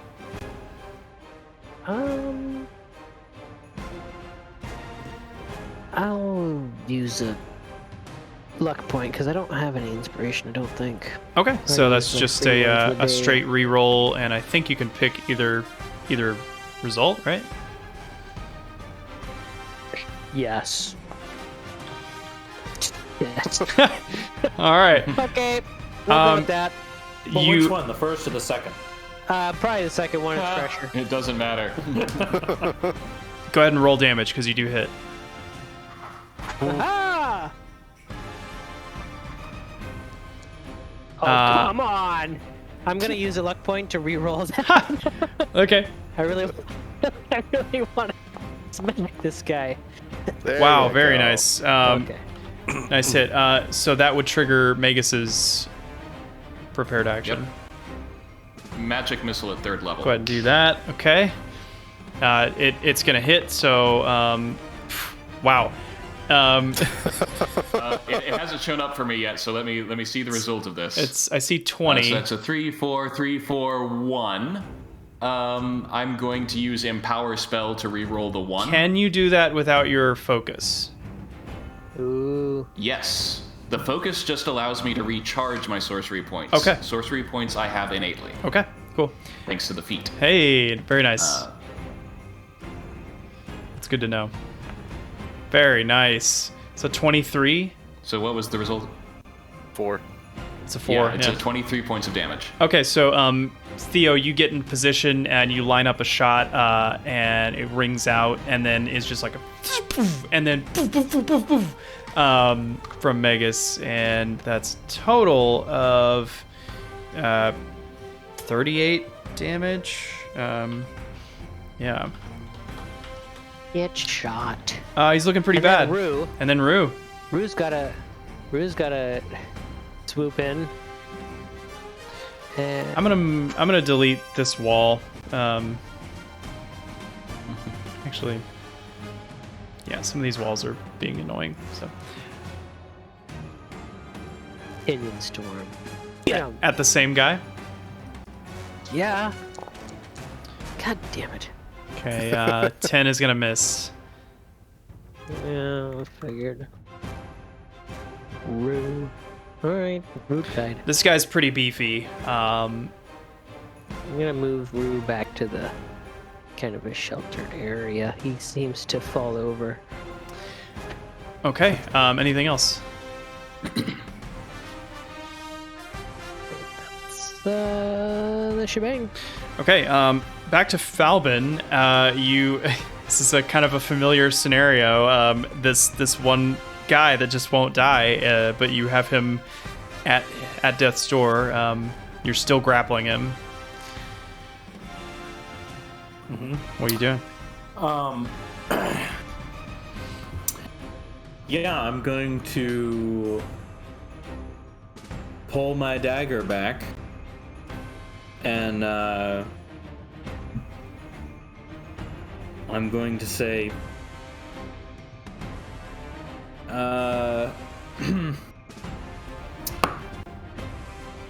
I'm going to say something along the lines of, you don't have to die today.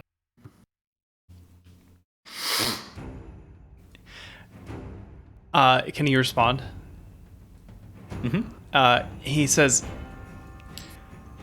"It sure feels like that's what's happening, though." But he's listening.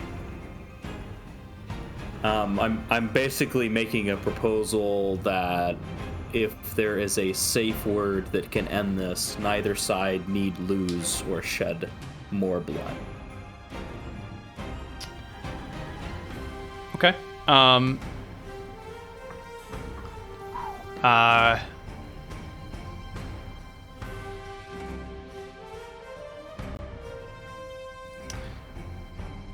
Okay, yeah.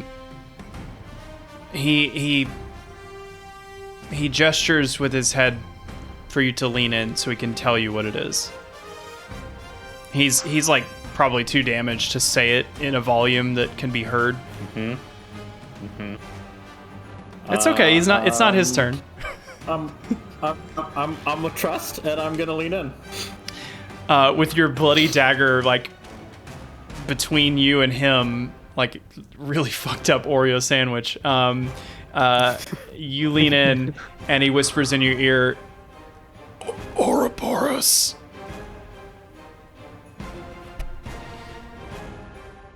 All right.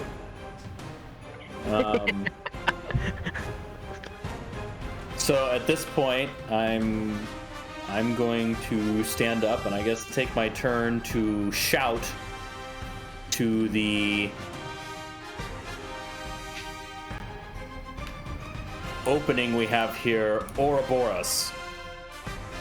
And I'm gonna also, if I see that they're reacting to that and starting to stand down, I'm gonna also shout to my crew, stand down. Okay, yeah. You take your turn and shout Ouroboros that echoes over the... I'd say this is probably the loudest Falbin has ever spoken, at least in your guys' company. Would you agree? Oh, most definitely. He's usually, whispering and hissing and... There's like a few birds that like He fly. says coyly. He says, "There's an oak tree near you, and a few birds kind of like flutter out of the branches as you shout this over the gardens." And then that is the end of your turn. It's the spies' turns. You can see from across the way the spies on the rooftops just over your companions. They have their crossbows leveled down at them, but then they turn and hear you and look at you as you shout this, and they look at each other and shrug and then lower their crossbows.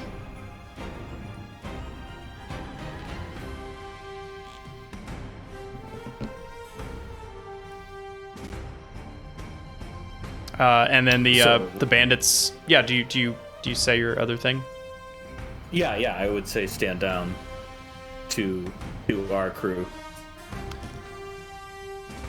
Yeah. The bandits. Ultras. The bandits like they have their scimitars out, but they kind of like bring their hands up.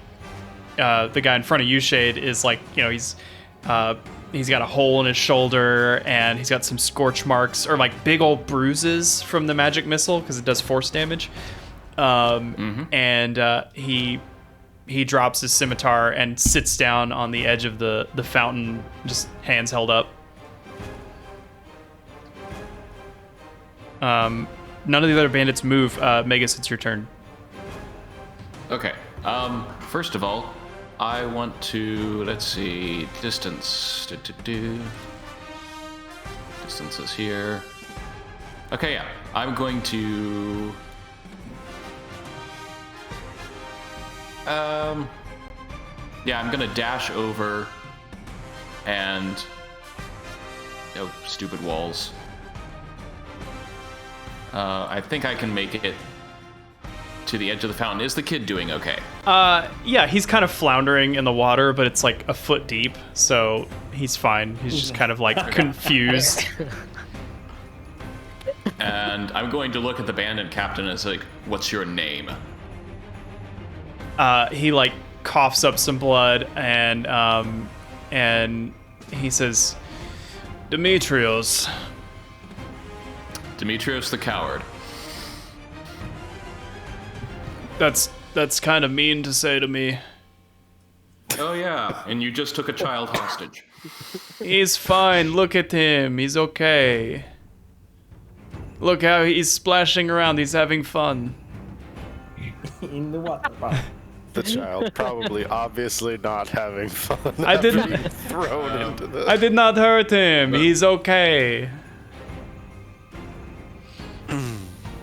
He just. I will respect the ceasefire, and that will be my turn. Okay, Shade. Shade, seeing Magus is already helping the kid, will basically just stand there with his glaive glaring at this Dimitri. Just not saying anything, just glaring. Okay, cool. So you're very scary. Yes. You up close, really something to see. Yes. Look, the child has found Actually, coins. I will spend my bonus action to summon my shadow right next to me. Okay. So he's like kind of jokingly saying, "Oh wow, you're very scary," but then your shadow just like apparates next to you, and like his face immediately goes kind of white, and you're pretty sure that if there wasn't a fountain sprinkling water, you would hear him pissing his pants. I'll say we're probably out of combat unless Theo wants to do something completely out of the ordinary. Oh no! Oh no! Well,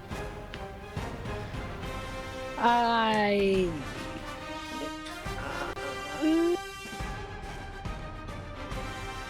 Nah. We were on bated breath. Falden yelled for this. He never yells. Oh, The pen hovered above the peace treaty, trembling as we waited to hear from the hunter. All right. a bloody mechanical quill made of metal. No. Pretty nice. So we're exiting combat. I think so. I just paused the music, but yeah. Okay, we're out of You combat. start it up anytime. So I would pour a health potion down this unlucky dude's throat that met my knife. And then I'm gonna go. After I've done that, I'm gonna go search out, basically hop down the roof as rapidly as I can and try to find out which of these bandit captains is the leader of this particular effort. Yeah, sure. You soon enough catch up with the others as they sit around this wounded fighter, and yeah, he appears to be the ringleader. You can see some of the other wounded, bruised one. Yeah, some of the other spies on the rooftops have started to run away. Like, are you guys gonna bother with like trying to keep them from leaving? I mean, there's not much we can do. I mean, I'll have Rue fly up and kind of manage where they're going, so that we can tell who their leader is. Okay, they kind of the all very first. Good. they all go off in different directions. So I'll just kind of go up high and kind of see where they end up in general. okay, we'll come back to that. So the spies all leave, and the bandits kind of down there on the ground there with you are, they're most of the commoners. They're still on the map, but they've fled. They've run away, except for oh shit, what's his name? The wise guy. Yep. Wise guy. Yeah. Wise guy. Yeah, so I'd go down next, Captain, and the first words out of my mouth would be, we have business with the Lady of Coins, and we need not be enemies, but you have taken something that is dear to us, and it need be returned. He says, fine, you can have your bag back. And he reaches down into the fountain and pulls out the bag of holding. I cinched it up really tight. It won't have gotten water in it. Mm-hmm. I kind of motion for Shade to grab it. Mm-hmm. Shade would go and grab it. Pull it out. Yeah, cool. You have the bag back. You also have the mirror that was stolen from Magus. The sketch of the goblin is not with these belongings, though. Are you kidding me? What is the point of life? Shade's looking through the bag. Seems like Something's missing. there's still something missing. Yeah. Where's the portrait? I do not know what you are talking about. The bag. Oh, I want to play tough, You huh? don't? No, do I look like I know? Yes. Wow, thank you. Albin, Thank you. make him remember what he knows. Oh, that is not necessary. It's a No. small portrait of a goblin. It's ours. We want it Very back. precious to us. Why would I steal a portrait of a goblin? It's a I silly. don't know. You did it. It's a silly thing to steal. That's No. Mm-mm. Excellent question. Silly. Very silly. Mint condition collectible. Nah. Doesn't sound familiar. Mm-hmm. I'm gonna insight that. Mm-hmm. At least try. You're staring. Inside that, You're staring at me, Tiger Man. deep into your eyes. He says, "Whoa, you are really staring at me, Tiger Man." Yeah, he's bullshitting you. Totally bullshitting you. Mm-hmm. You said he's like sitting. He's sitting down, on the edge like of the on fountain. edge. Mm-hmm. Shade would just kind of like half crouch in front of him, so he's straight at eye level, and just look him dead in the eye, say, "You're lying. People get hurt when they lie to me." Roll intimidation at advantage because of your insight check. And because of how huge you are. Yeah, And it was previously established that he pissed his pants. true. Do you want to modify that at all? Yeah, I would like to inspiration that one. Okay.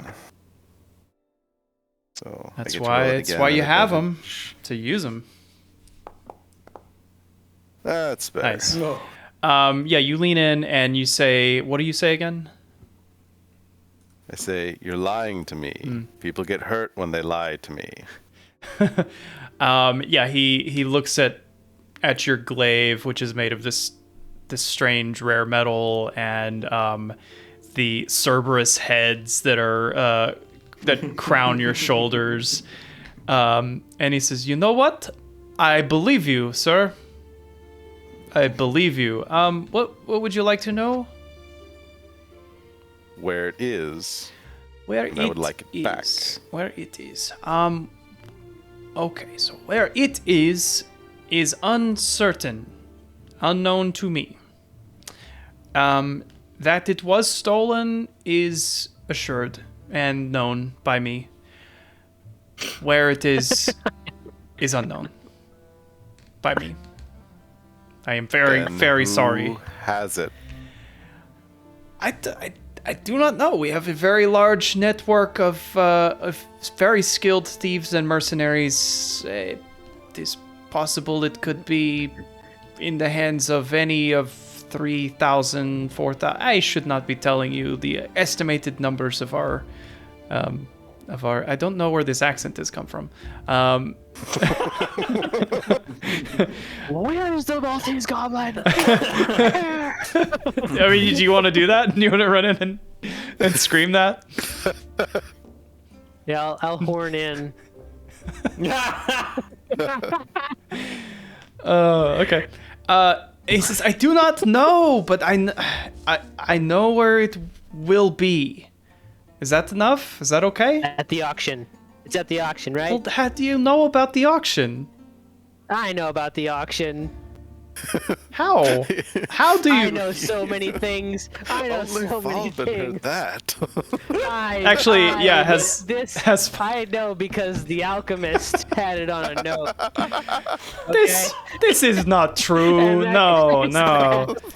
No, you lie. You lie. If he said auction, he Excuse was. me, you're the one being interrogated. No, you.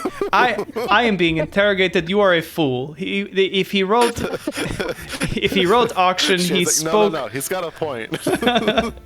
This one is a fool. No, no. You speak of not. You do not speak of what you know. No. But you are I right. feel like that would be a cue for Falben to step in and be like, Yeah, is it at Falben. the action? Yeah, is that something you would share with them? Yeah, I would ask if the auction were show up. Yeah. Yes, it is unfortunate that you know about the auction. It is very, very secret, and the fact that we know is a deadly secret.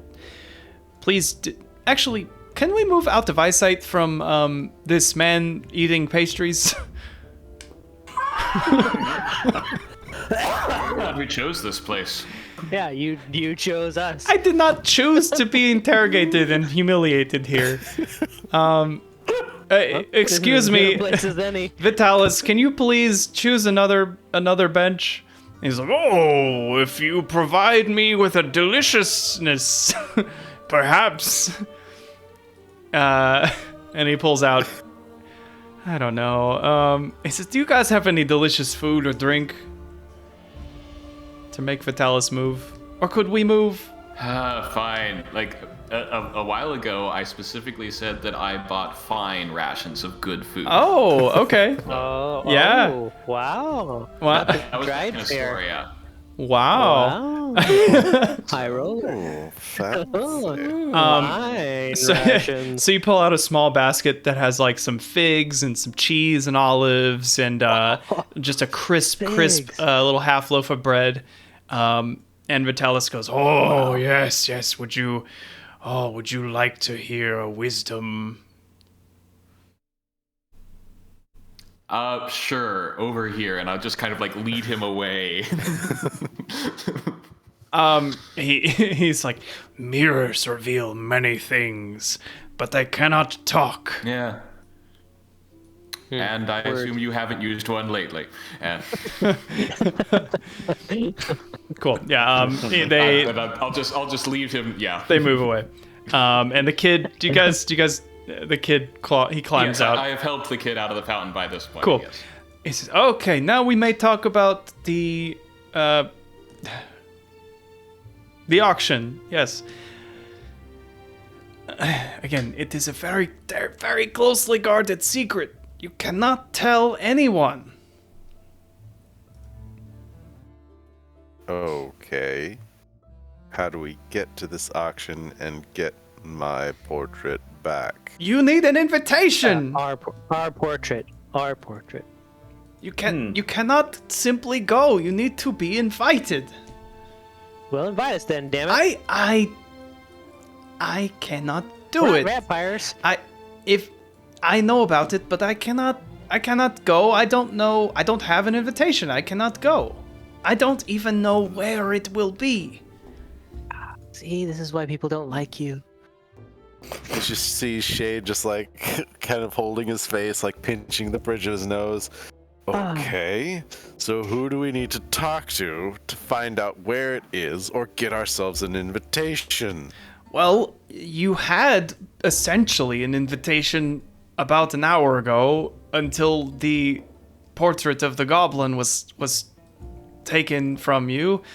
It is a very apparently desired good, and having something of that sort of value and being a person of, how would you say it, discretion, would essentially make you a person worthy of receiving an invitation.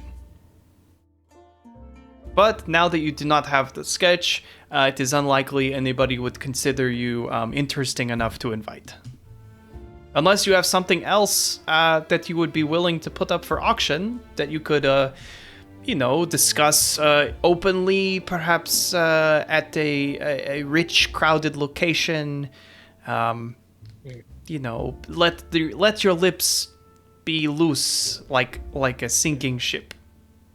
If only we could discuss openly things that other people might steal from us to take to the auction where we will not get an invitation to because they have stolen the item that we have discussed in public. It is truly a predicament, and I feel for you. Yeah. It's like a hat on a hat situation. It is a catch-22. 22. Because the likelihood... No, I'm not going to try to make up an equivalent. Anyway, so seems like you know what you need to do, so I think I will be on my way then.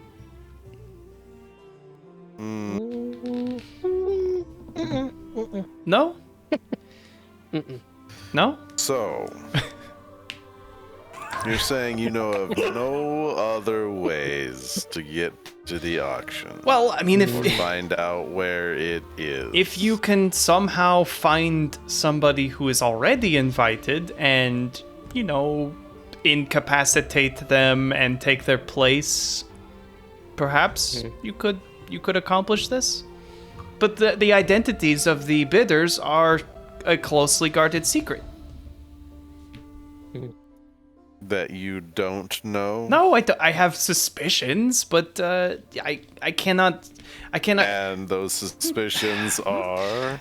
You are really going to make me say it. Okay, the problem with this is it is an auction for the very wealthy and powerful almost exclusively. So if you are attempting to commit this sort of crime, you will be committing it against the most powerful people in Mitros, which is a terrible move, and one that I would never do. So, Right, and Falbin's going to remove his hood and say, if only we could turn them to stone and change the ways of the land. Yeah. Do I know you? Not yet. Are you not? Wow. Have you received a recruitment letter from us before? Because I do find it strange that you of such skill and having the curse are not one of us.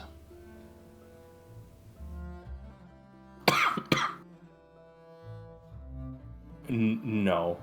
I have not received a recruitment, as it were. Well, you you must be very hard to find, or this is your first foray and it is beginner's luck. Either way, you have my endorsement. That is for sure. You learned our stand down phrase in roughly 30 seconds. So, very impressive. Okay, what I'm sorry, what do you need? Your suspicion on who is invited. Well. Come on, keep up with the conversation. God. If I were a betting man, one of the Nerdigans would be a shoo-in.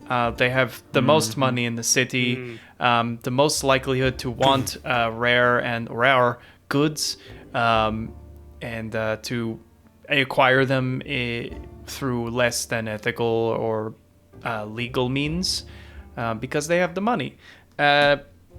So yes, there is that.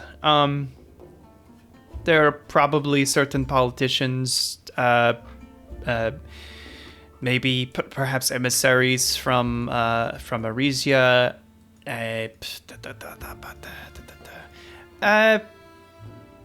I'm sure some of the forces of Sidon would be interested in collecting rare things that maybe have unknown magical properties.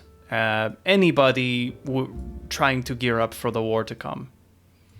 This accent is really going off the rails. I do apologize. But we're in it, and we're not leaving it.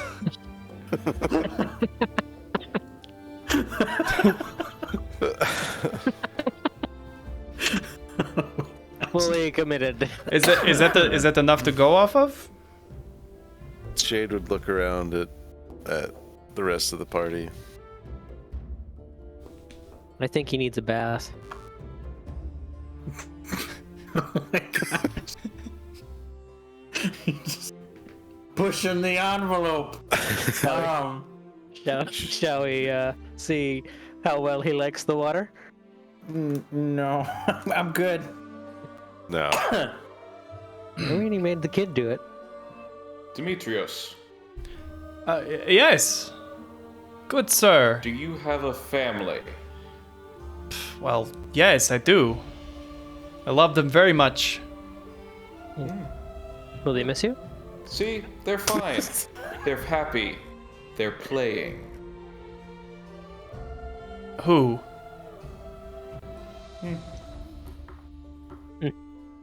Who are you referring to? I am repeating the words that he used for the child back to him. Oh. You.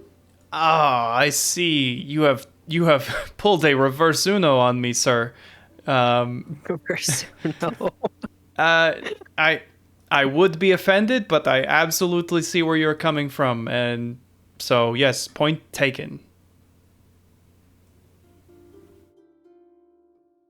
But that does seem beneath you to threaten a man's family. A hero of the city of Mitros, such as you are, and one of the representatives of the five gods, who is one of, well, your poet over there is writing down everything. I don't think she approves of that. I see her frowning.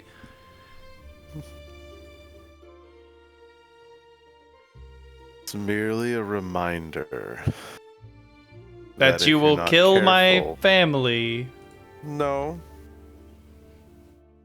Is that everyone has people that they're willing to protect and they care about.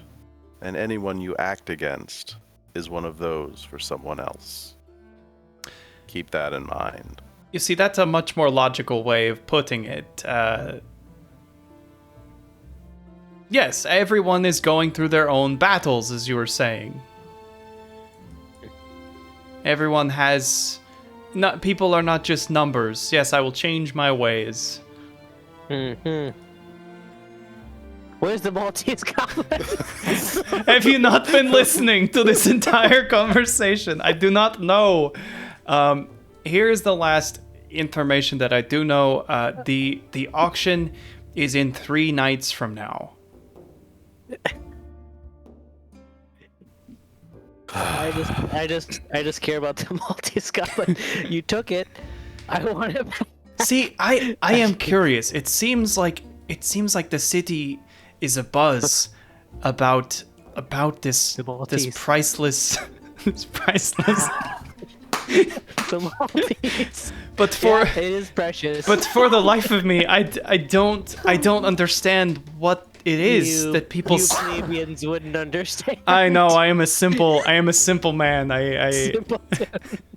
What? I mean, just listen to the accent. Why? No, this is an educated voice. Why do you seek the Goblin of Malta? We all seek the goblin about us for our own reasons, but we all come happened to it in the upon end. it. We only happened upon it, but it became dear to us almost instantly. It's not something you can express in words. You have to. Falvin does a clear eye roll. I'm picturing like Ben Wyatt in Parks and Rec, where everybody's freaking out about the little mini horse, little Sebastian, and he's just like, I don't get it. Yeah. That's kind of Magus right now. Yeah. So shit. The only reason Falvin's here is because, like, Shade and Theo are like apparently pretty invested in this. Yes, the goblin has great unknowing power over men. Who knows? Once you look at it, Who you knows are what under its full spell. potential potential is? What it could grant those who wield it, and know its full secrets. I've given up on trying to understand its majesty and Clearly mystery. you have. And yet it's been out of your sight for like 3 minutes, and you don't know where it is, or when it's going, or how much it's going for, or who might know. Oh, I doubt it was ever here in the garden in the first place. I mean, what kind of a bandit are you? You made it to captain? Are they really that desperate? I love how we're like fully exhausting Just- every you're- dialogue path here. You are just roasting this dude. I'm just waiting for you to say, I am a bandit. No, I have lots to say. This is a fun voice, and I'm going to keep making things up until you get tired. How about that? Shane would be done at this point. He would point out can't explain why the Goblet of Malta is important to him. Yep. And If you don't just in understand, they don't frustration. All right, we're not I need getting some any milk. other information. Shade would just turn around and walk away. Let's get some milk, Shade.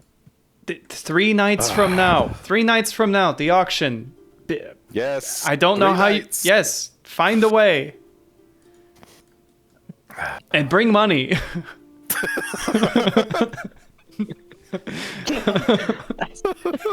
Okay, I think we're gonna. Goblet of Malta going for 2,000 gold pieces. Does Oh, Shade it's- really want it? It's gonna be much more than 2,000, my dude. Yeah, it would be much more than 2,000. It's like an underground, eyes wide shut sort of situation here. It's gonna be going for a pretty penny. I think we're done with the gardens. What do you guys say? Yeah, I think we're good. Okay, cool. So you guys head back out. Do you go the? Ah, there it is. There it is. Look at it in all its majesty. Worry. Well, there it is. We don't need to look. Yeah, It's right it's as big there. as the city. That's what happens when you take it out of the bag of holding. Everyone should know. Yep, the size exponentially And the increases. goblin grew 3 sizes that day into a gargantuan beast. Yep, that is why the Maltese is important. Um, Exponential growth. So, leaving through probably the main entrance of the garden, you guys find yourself back out in the commerce district. It is about it's like kind of early mid-afternoon at this point. Magus, you would know that if you left now, you guys could probably get to your family's house by dinner time. Yep. So I am going. That's my plan. Okay. We're back in the Agora. I'm going to attempt to find a length of copper wire. Yeah. You the crowd has mostly dissipated and they don't alert to you coming back in, and you find just a materials merchant who has the stuff. Okay. And yeah. So like I just get the wire and like wrap it around one of my fingers, and it's like, okay. Hopefully, no more excitement. Next stop, my house. If we leave now, we can get there for dinner. I don't know if I can eat. My stomach is Sounds upset good. from worrying about the Maltese goblin. A good meal will do you good, Theo, and the Shade slaps him on the back. And all right, with the copper wire, I am going to cast sending, and I am going to contact my mom, and I am going to say, "Mom, talking to you through magic, bringing friends for dinner, not necessary, but they like milk, live bird, silver platter." Yeah, They get our orders sure in quick do. for DoorDash. I sure do. Would you like Also to leave your goddess mom? Kyra, but don't tell Halia. Are they able to respond or no? Yes. Okay. You get a Magus, sweetie. Oh my goodness. Oh, I'm so excited to have you. Oh, yes, of course. and I think they run out of words. Data. It's 25 words. She says and ah too many times. Yep. And Yep. ooh and You ah, reached Magus. your Alright, let's texting go. limit. All right. Please put 25 cents in. So you make your way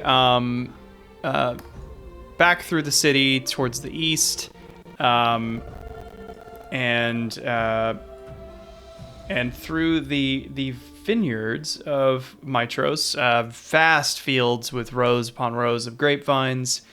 Way easier to appreciate when we're not in the middle of a hurricane. That is absolutely true. And let's see, I have a. Well, I'll show it to you in a second. It's a few hours of a hike, not a hike, just a little a peaceful trek, and it's lovely. The sun is lowering behind you as you venture, and just bathing the fields in just a golden light as it gets closer to dusk. And eventually you reach Magus. What is the most? So you know the route from Mitros to your family's home, but what is the landmark or feature that kind of signals to you, I'm almost home? There would be kind of on the path that deviates from any sort of main road, but as the path that starts going to the estate, there's this like two ancient olive trees on either side of the road. Nice. Yeah. And they've been there. It's like they haven't grown at all since you were a kid. And likely since your mother and father have been here, they've been old their entire lives. And you pass under these very familiar trees. Would you have been the kind of kid to like carve anything on them, or were these like off limits for shenanigans?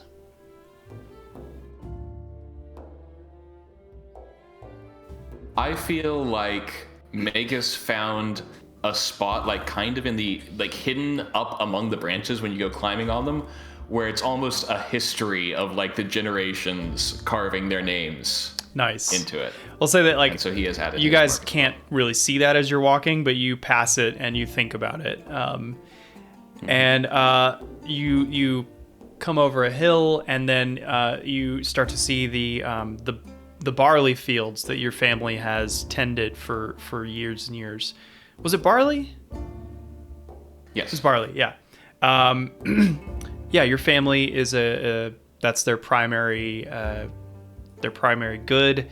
Whether or not they like, I'm sure they're excellent bread makers. Whatever else they do with barley, I don't know. But it is also interesting to note that I think it is barley that Maximus Decimus Meridius ran his hands through in Gladiator. Yeah. Yeah, exactly. Whatever the words are. Yeah.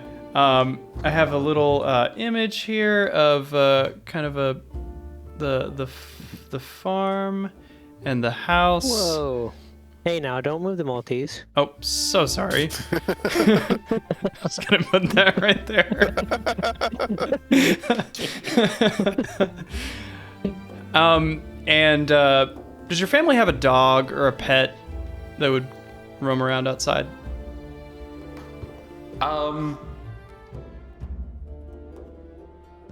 Let's say like Magus has, or who like, would be, yeah, like who or it what would be outside furthest from the house that might see you coming? It would probably be like an aging hound with Giles. Is that like one the of the cheeks that hang down from their mouth? No. Wait, what? Well, Giles is one of the farmhands. Oh, what am I thinking of? Jowls. You're thinking Jowls. Jowls. Right. Same difference. Okay, yeah. So you see this dog kind of like sitting next to Giles as he tends one of the fields, and he's just kind of sitting watching because he just likes to be around.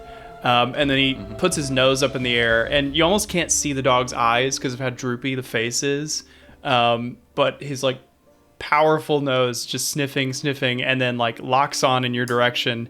And then he kind of slowly, belaboredly gets up and starts plodding down the road in your direction. And eventually, gets up to you. Yeah. Hey, Tiberius. Hey. Tiberius. He just like sits there again. You can't see his eyes, but he looks content as you pet him. Does anybody else pet the dog? It is allowed. Well, Theo will do some petting. Okay. Yeah, pet you so good. No. What? No.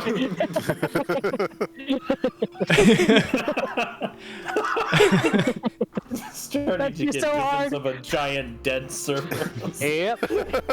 Tons of. I've been working with dogs for 43 years. Kyra like runs over like, oh my goodness, Tiberius, you are beautiful. Look at you. Shade, I think he could take you in a fight. She just like looks at her, looks at the dog.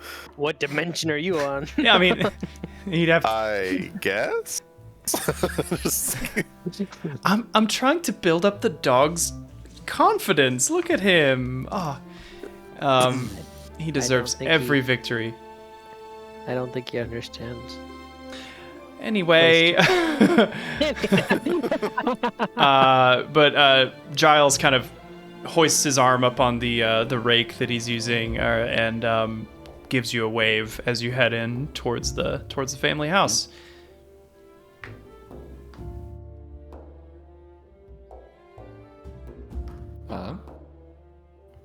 So yeah, like I would greet Giles, but still move on to family. He gives you a handshake. Magus, welcome back. Always good to be home. No place like it. Your mother's inside. She's getting everything ready. All right. As always, thank you for all your work. Yeah, it's a good life. And as you get closer to the house, the door bursts open, and your mother, Medelia, runs out. Who else did you say was there? Darius, your father, Adrian.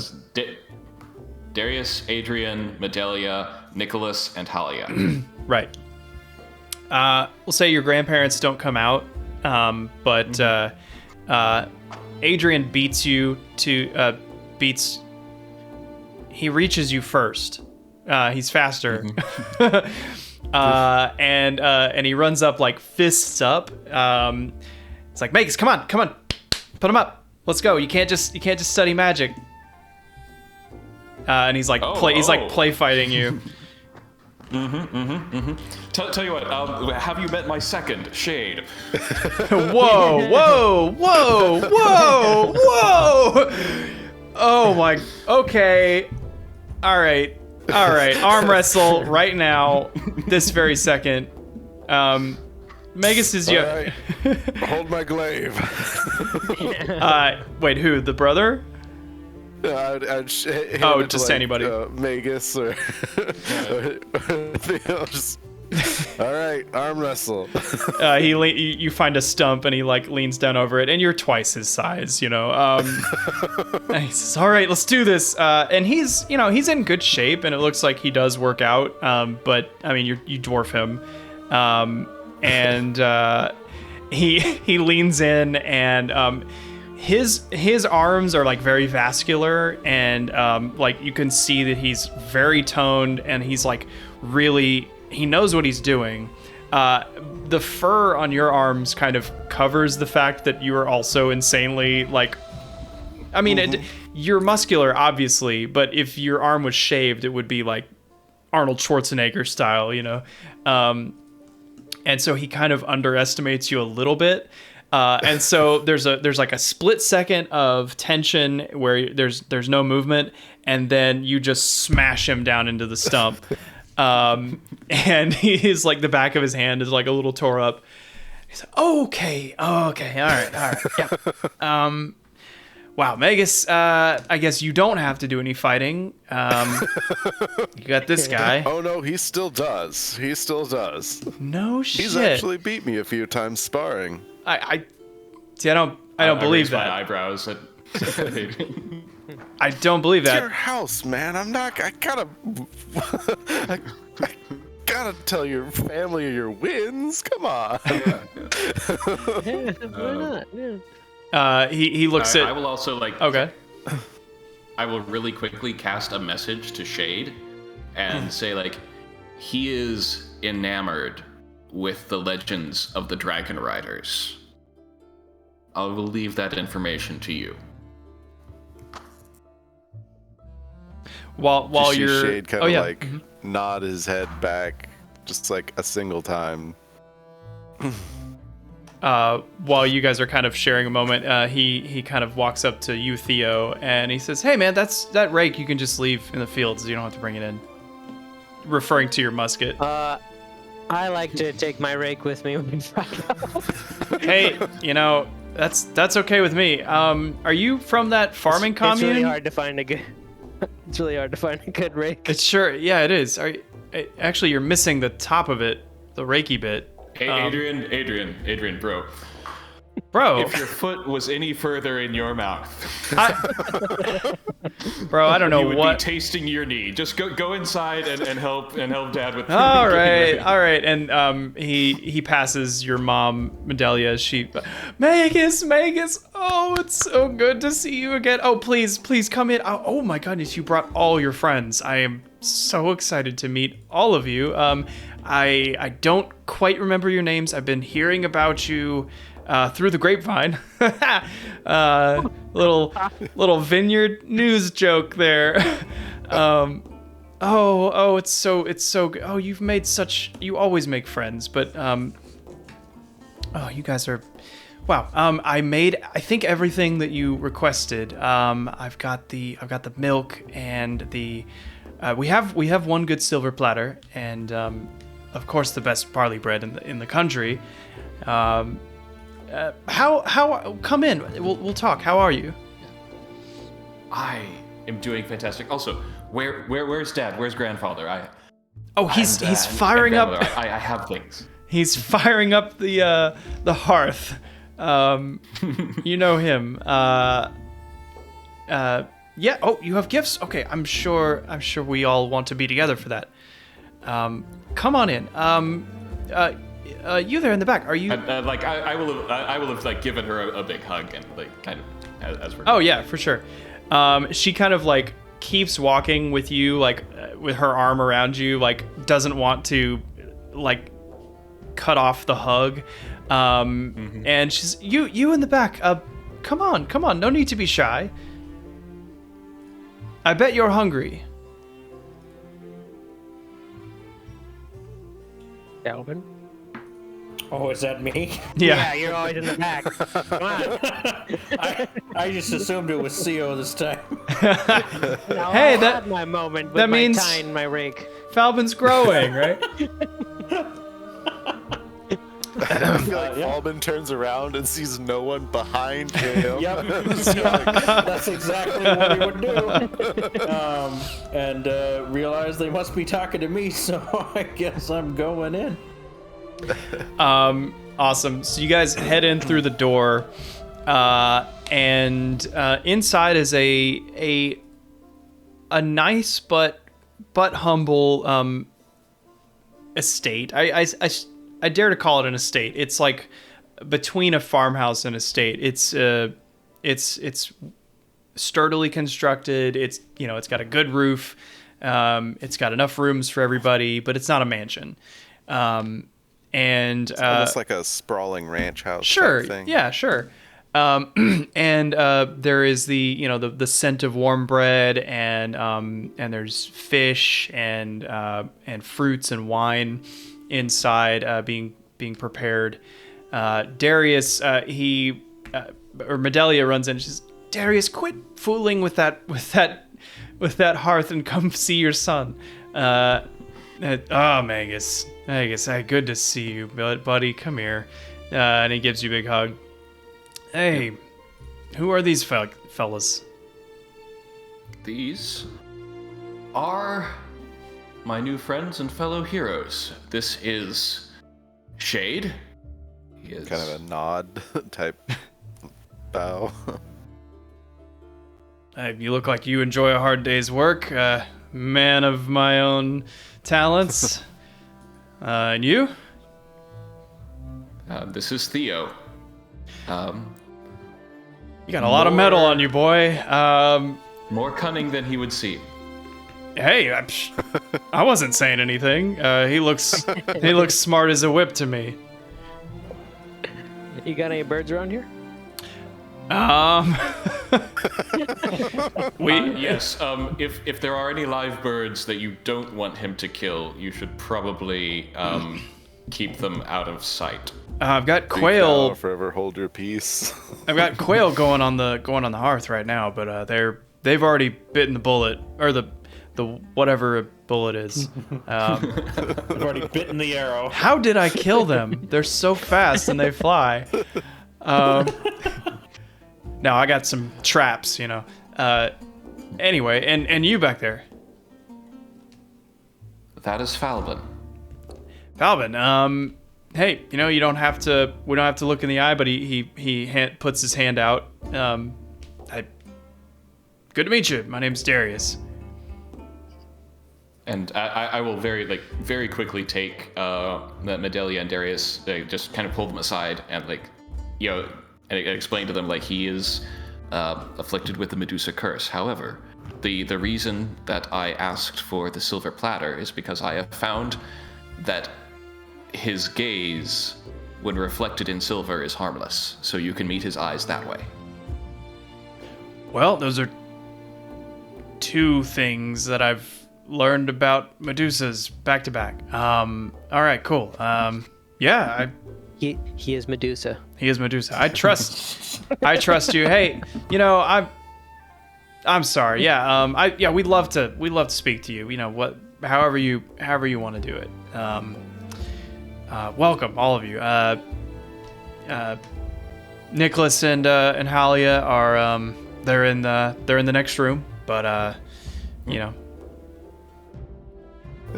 Shade would kind of look around, especially at the mention of Halia. Well, Halia is what reminded me of it, but you haven't introduced Kyra. Right. She's not. Oh yes. Oh yes. And this is Kyra. You hear a what coming from the other room. Don't. Oh, no one, grandmother. Don't worry. Magus, is that you? I thought I heard you say Kyra. Yes. Are you saying don't your suppose prayers? You would, in a manner of speaking. It's okay. I don't think you would have any interest in meeting anyone named Kyra. Oh, they're all cheap knockoffs of the real thing. Couldn't said it better myself. Over at Kyra. It's my life. That's how I live. Yeah. I'll just kind of lean over to Medelia and go no, it's really her. She's just, okay, Magus, sure thing. Sure. Medelia looks at Kyra. He meets any pretty person and just thinks that they're a god or goddess. That should tell you something. He really puts his heart and soul into every relationship. Oh my god. Kyra's like, I can see that. Yes. I couldn't have said it better myself. But don't let it get you down. You're as far as Kyra's I've met, you're as close as I've ever seen. Anyway. Well, have a seat. I'll go get Grandpa and Grandma. Grandpa.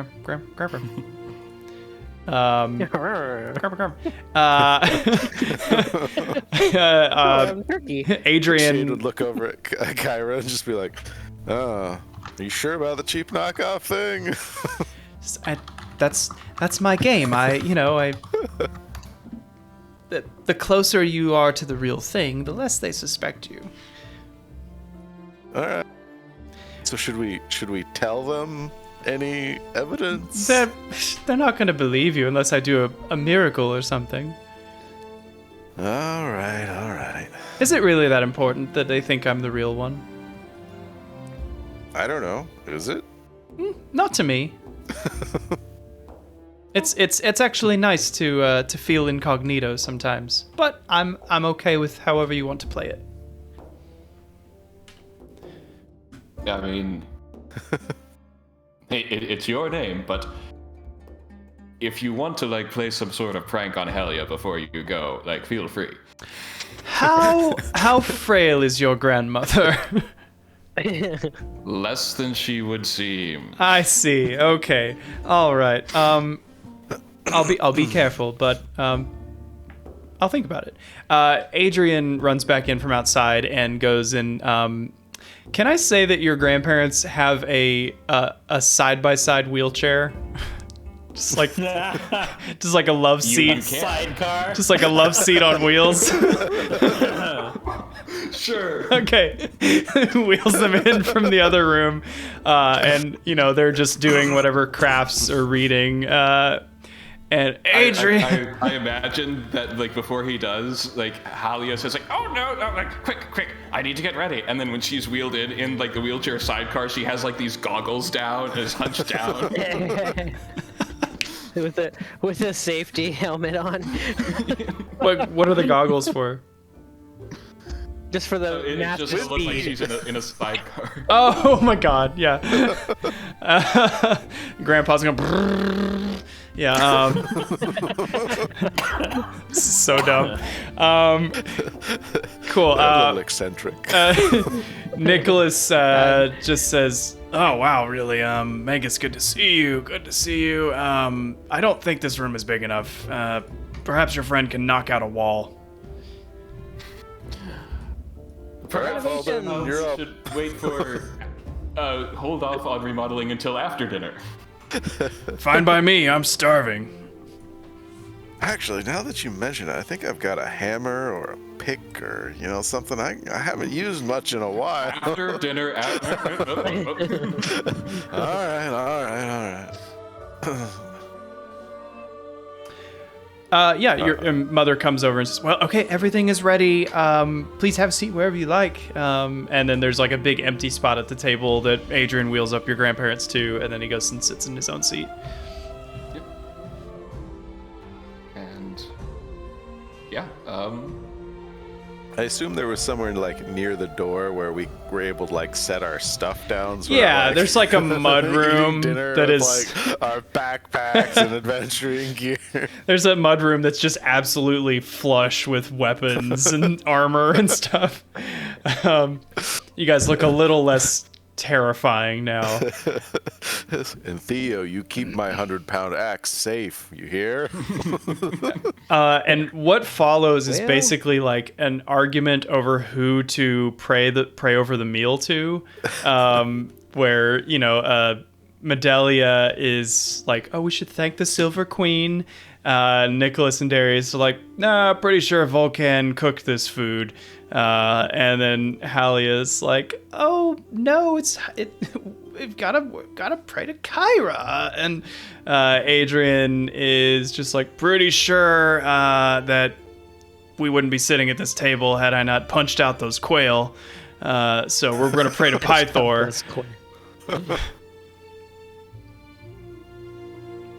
So everybody's agreed on who to pray to. yeah. No, you guys are at an impasse, and the meal does not happen until you solve it. I'm just like, this is a pantheon. Everybody, worship who you want. Let's have a silent prayer. I think that we should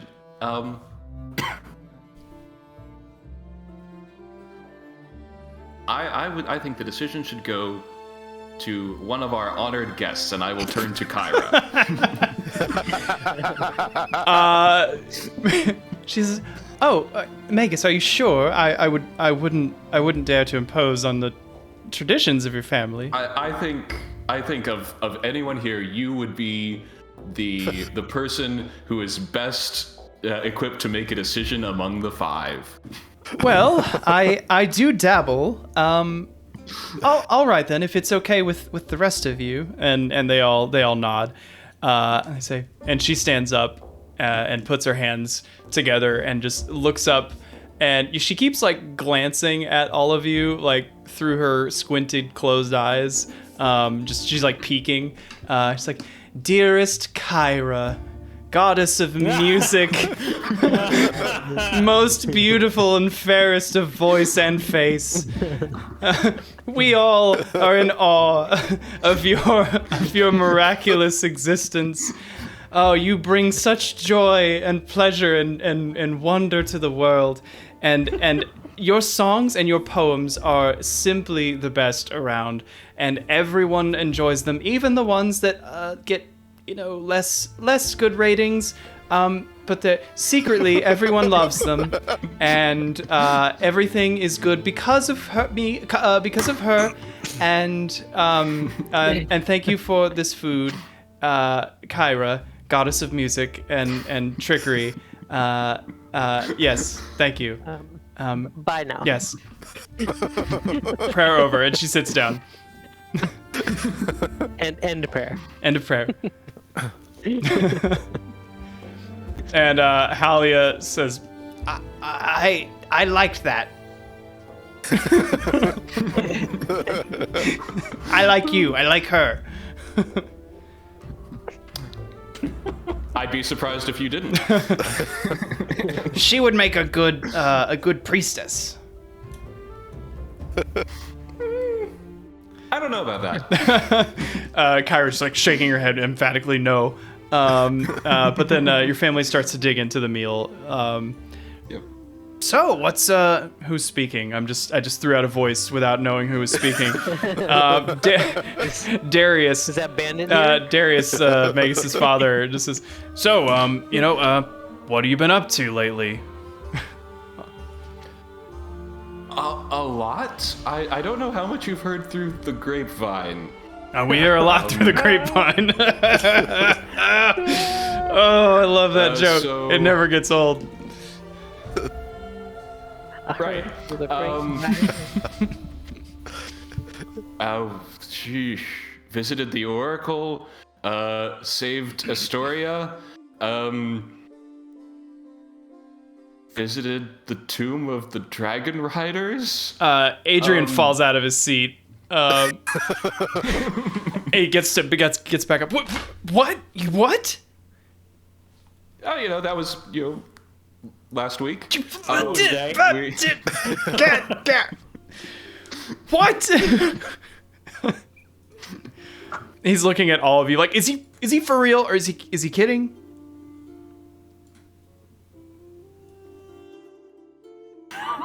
Shade is just like pauses for a second. Looks like it's for real.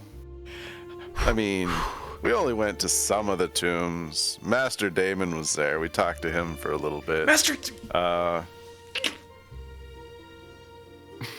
Yeah. Really, the one we my spent. younger brother an aneurysm. Oh yeah. I'm pretty sure. I mean, the tomb of Balmitru was probably the most impressive. There's actually a mural of us on it now. Okay, you're kidding. All right. I think my favorite part was when Falbin got teleported to Sidon's chambers. I think Adrian's face calms. He's like, okay, all right, okay. I thought, oh, Magus, good one. That was a good one. All right, cool story, bro. Yeah, you totally saved Astoria too. All that. Yeah. If you ask nicely after dinner, I'll show you Lord Xander's axe. yeah. He just starts eating his dinner quietly, staring at the table. You're throwing him. What's real anymore? Yep. This is a lot. But yeah, let's see. We also came back here when we saw the storms, and I mean, helped banish it. How is the farm? How is? Oh, it's fine. We had a little bit of wind damage, and but the rain it's been good for it actually. We probably will have a good full harvest, I think, this year. Good. I don't know what I would do if the Titans harmed you. Well, what have we done to them, right? Just lived a quiet life.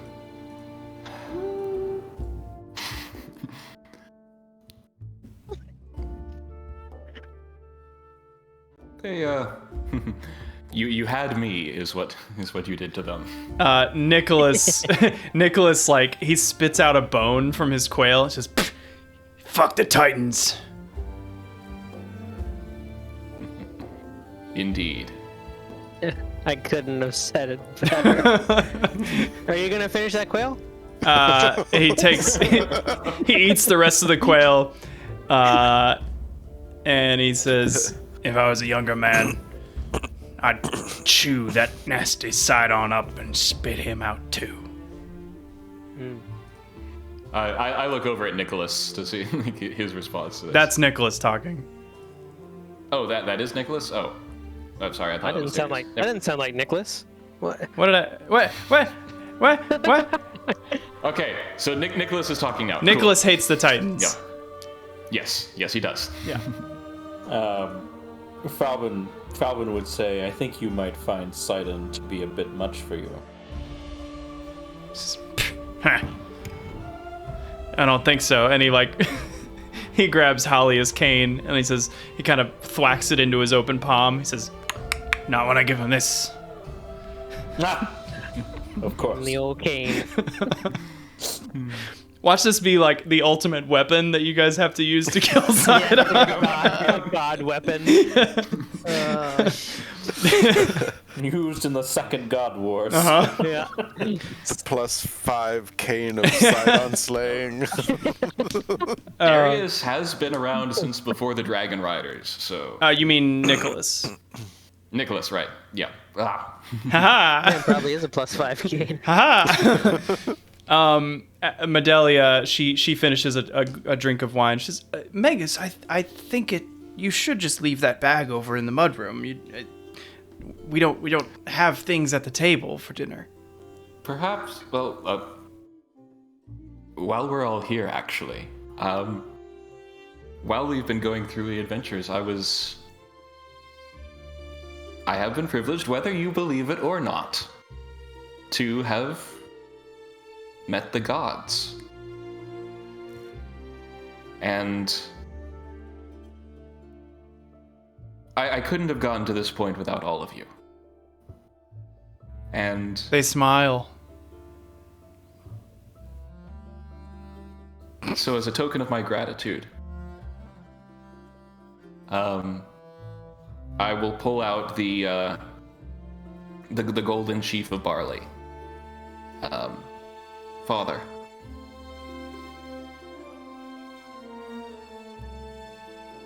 for always teaching me to value the results of my work. I had Vulcan, or if you prefer someone just named Vulcan, craft this for you. He holds it. Says, "No, son, I believe you. This feels like it melts into my hands. Thank you. Also, we could have a dead year, not a single sheaf harvest, but we'd still have this. Thank you." Nicholas, maybe if the cane fails you, Never. or if Halia wants it back, Always.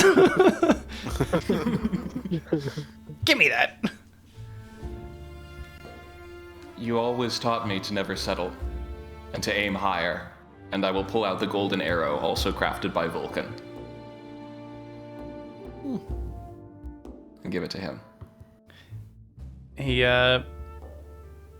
spins it and then puts it behind his ear and like turns to Halia and just goes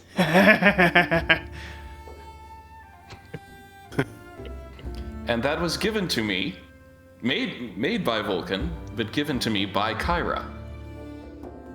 And speaking of whom, Halia, I hope you don't mind me spoiling your secret. Depends. But since you...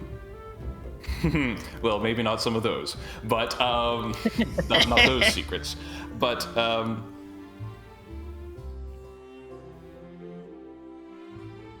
in your lessons, and you taught me how to fight. She holds grabs the cane from Nicholas and like holds it in like a perfect fencing stance towards you. She's like, "Yeah, darn right I did." And you can ask this one, and I will point to Shade, is like, that the results of your teachings allowed me to best him. And in commemoration of that, she looks quickly And at the friend- Shade and says like, "I can kick your ass." I have no doubt. Like a blanket quilt over her lap, like kick your ass. Old people are scary, They man. are. yeah. I'll like later say like they've been here longer than you have. And like I will pull out the short sword, my first short sword, reforged with the help of Vulcan and engraved with a verse of Kyra, commemorating the efforts of your teachings. I don't remember. Remind me what the inscription says if you have that. Oh boy, it was a while Oh, ago. okay, It was that's all right. It was like the blades crossed in like not in anger but in friendship sort of thing. Right. Oh man, that was a long time ago. Yeah, she takes the, I'm sure, sheathed blade and kind of like slides it out of the sheath and reads the inscription. And she cries a little bit, dabs her eyes with a kerchief. She's, "It's perfect. Thank you, Magus." And like I will, and at this point I will stand up and go around to Adrian.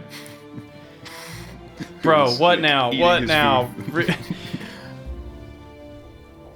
Did you know that I survived exchanging blows with Pythor? Bullshit, dude. No, there's no way. No, not at all. Nope. He looks at the rest of you. Why do you hang out with this Joker? It was barely, but he did survive. It was barely. One punch. It was one. That sounds like a good name for an anime. He's like, okay. Well, believe it or not, we are on good terms after that incident. And so I was able to get him as a gift specifically to you. You're friends with and I Pythor? will, like, kind of like, I'll give him a wink and like turn like the bag of holding in upside down and just like out with one of his punching bags. The one that was like hanging out in the lower atmosphere for a little while the other day. Yep, the 200-pound punching bag. Just like on the Right next to ground. him. Yeah, okay. Just like a whoa. And he's like, that looks like one of his. I mean, this is like probably 2 or 3 times the size of a normal punching bag. He says, dude, I don't know what to say. I mean, I don't know if I believe it even, but like, wow. Can you Can I meet him someday? I hear that no one knows where he is these days, but maybe. Okay. I'm gonna need to like sleep for like 3 days after this.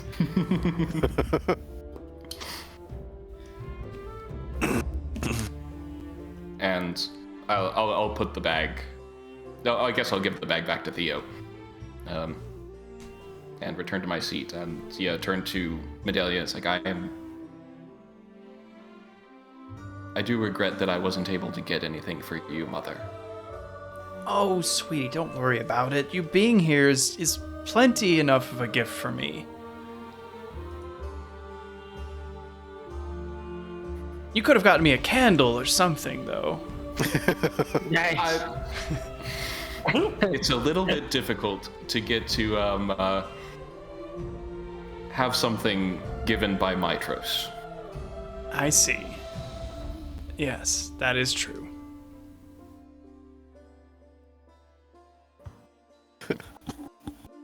I got this white sequin glove. You do with the Michael Jackson glove?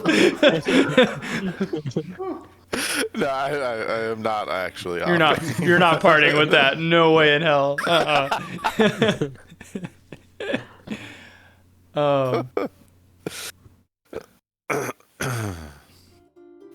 Well, no, it's fine. It's fine.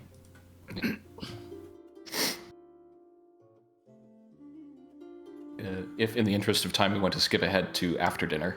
Yeah. We can Going do a bit that late, for sure. I also won't be here next week, so. Oh, that's right. Yeah, let's go ahead and skip to that. Yep. So like you guys finish your dinner. Falbin, Shade, Theo, you guys talk with each other, with the group about anything. I'm sure they have tons of questions for each of you, and you're just enjoying like a lovely home environment, just full of love, and Magus, on to you. I will pull my mother and father aside. Okay, I say, whoa, you really pulled us.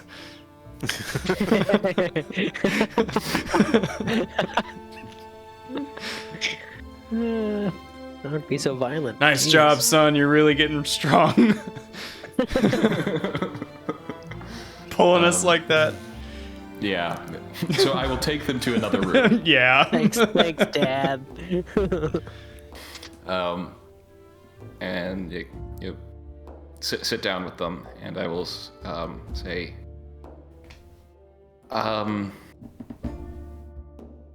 You're quitting school. I knew it. It's okay. It's okay, son. You're very busy.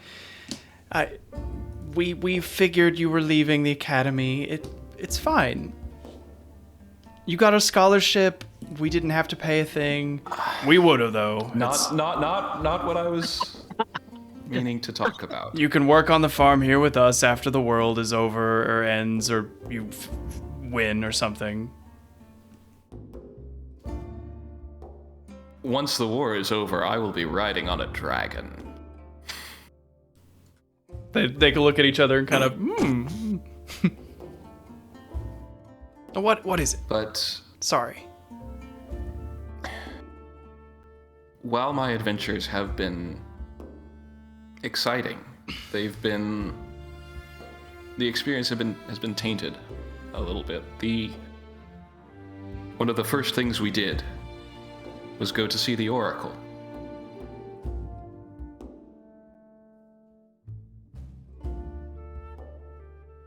And I share some of Grandfather's sentiment. I despise the Titans from what I've heard of them, from him and you.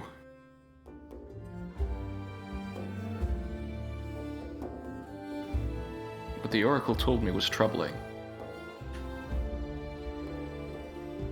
Are they not all that She bad? said- No, they're bad. She said that Sidon is my grandfather.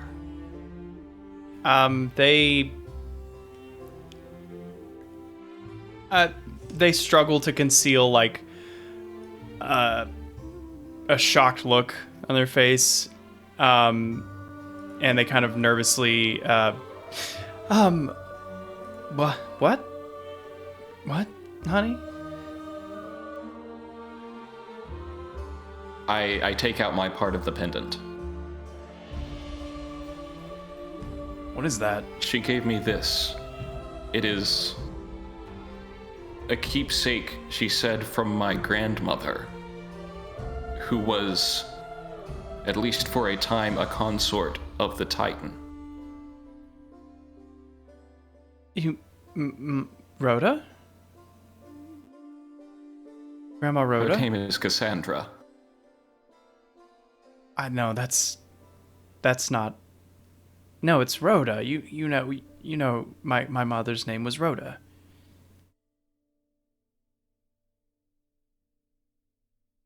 This is Aurelius's handiwork, isn't it?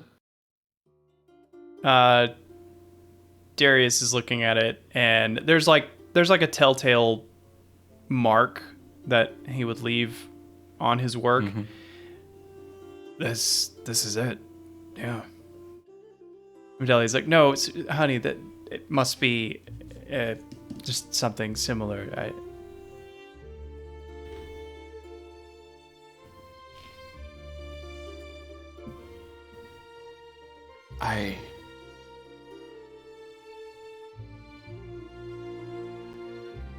I think I believe her. The Oracle.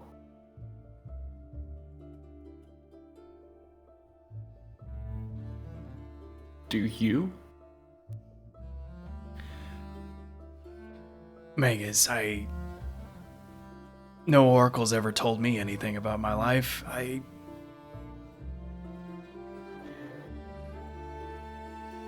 All I know is who my family are. When I look around, that's my family. I don't... Some strange woman in a cave dispensing family tree information. I don't subscribe to that. Medelia is looking a little more concerned. Yeah. Yeah. I'm looking to her. I don't know, sweetie. What does this mean, if that's true?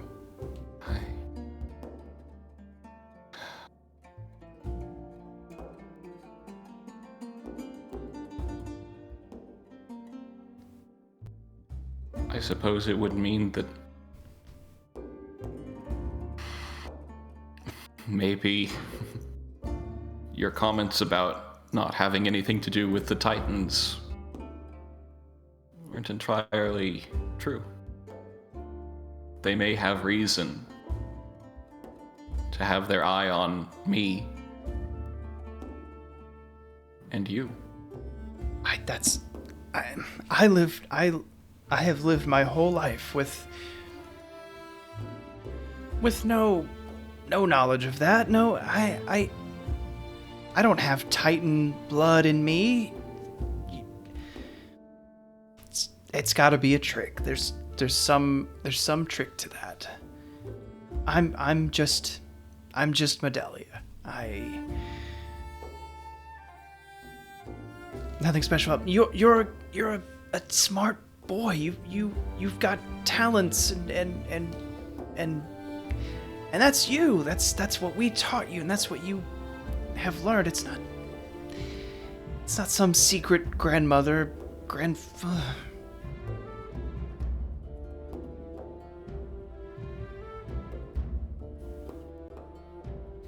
Fine.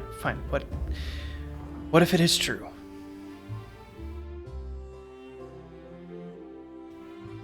There are insinuations that I have gotten some of my ability, or that I have my ability because of that. Well, you know what you don't have, though. Sidon's a angry, tyrannical bastard. he wants to wipe us off his world, so he says. You're not that. You're a loving, wonderful young man who is nothing like him.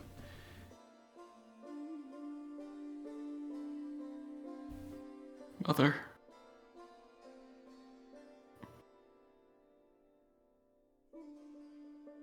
I know that you always taught me that. To always act with kindness. And I thought I could.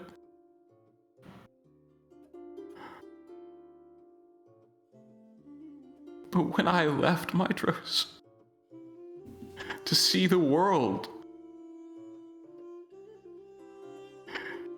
and the terrible things in it, I have felt such rage. I bashed a man's head in with a rock. And the anger I felt towards him. I destroyed the mind of a ruler. And I made sure he knew that it was going to happen. So that I could see the terror and panic in his eyes before he became feral.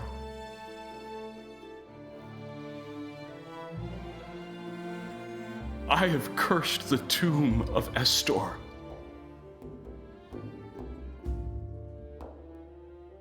I hate these people. But the more I hate them, the more I become them.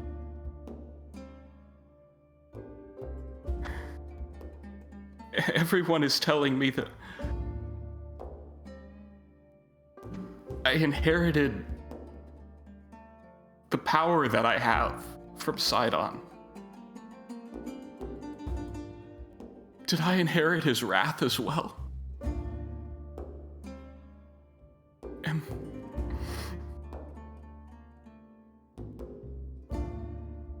I'm sorry. I don't know if I'm who you want me to be.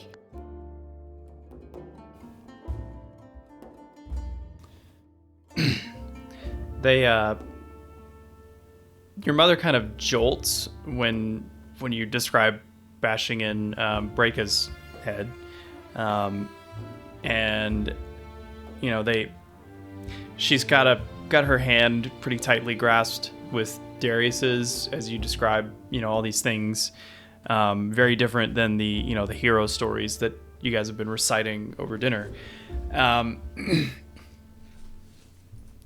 then the two of them share a look, and they nod at each other, and she looks back to you and she says, "Magus, I had a word with Kyra. She told me what you did for Boreas just the other day. That you gave up a second chance at your own life to save a stranger who was nobody to you. That's not something the Titans would do. You know that." And Darius says, "And you know that Sidon wouldn't be talking to those he cared about, weeping, regretting a mistake he made in a moment of passion, I'm sure. Trying to protect your friends." And back to Medelia. "Magus, you're fixating on this, but I've known you since before you knew yourself. And all that time, I've seen the spirit of Mitros in you. You are just a well of it, just brightness and joy. And sunshine can be the darkest winter day, and you can come in that room, and there's hope. And nothing could ever make me more proud than you being my son.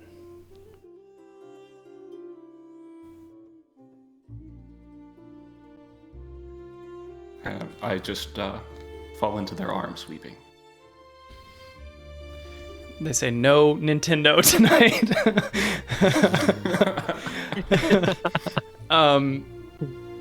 Yeah. You guys share a long embrace, yeah,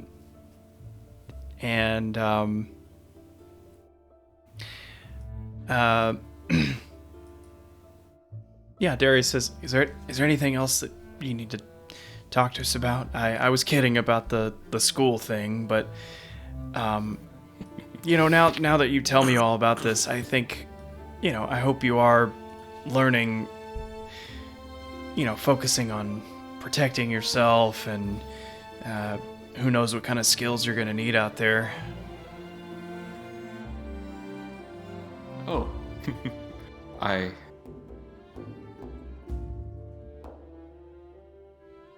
haven't given up learning, and I am going to, unfortunately, I can't cast Fireball. Your mother and father, thank you. But what I am going to do is I am going to first cast Alter Self and change myself into Kevin Bacon? I'm going to change myself into the form of Novus. Oh yeah, the salamander. Mm-hmm. And then just kind of also upcast at second level, burning hands, kind of downward so that it comes down into the floor and then up around all of us. But I'm using my skill to make as sixth level wizard to make sure it doesn't harm any of us. You guys are just in the other room having dessert with the grandparents and just seeing and hearing this roaring flame inferno through the door. And then partway through the spell, I'm going to use my last sorcery point to change it from fire into ice elemental, and so all of the flames just kind of instantly turn to ice crystals and then shatter and fall to the ground, and then I change myself back. Jeez. Darius says, can you do that again? My eyes were closed. Unfortunately not. No, he doesn't say a that. really long blink. They kind of mouth agape, clap. What make this sense? What?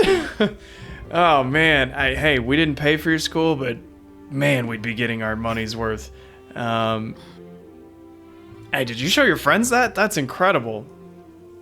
They've seen better.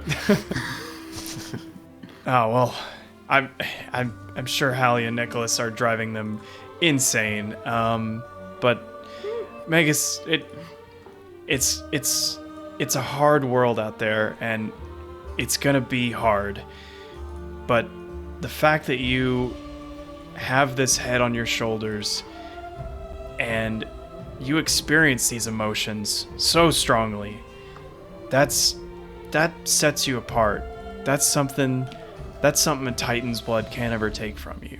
And I want you to keep that in mind. Feel those feelings, and even if we can't be there with you, I hope your friends are too.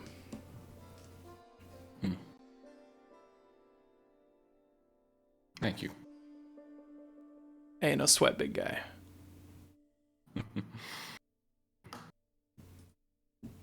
And if I ever do stop studying at the academy, it's because I'll be teaching there. Hey, that's something. Hey, every professor still learns. First exam, failed. You better get back to studying. Yes, Father. I gotta go back into the other room. All right. anything from the other three before we wrap?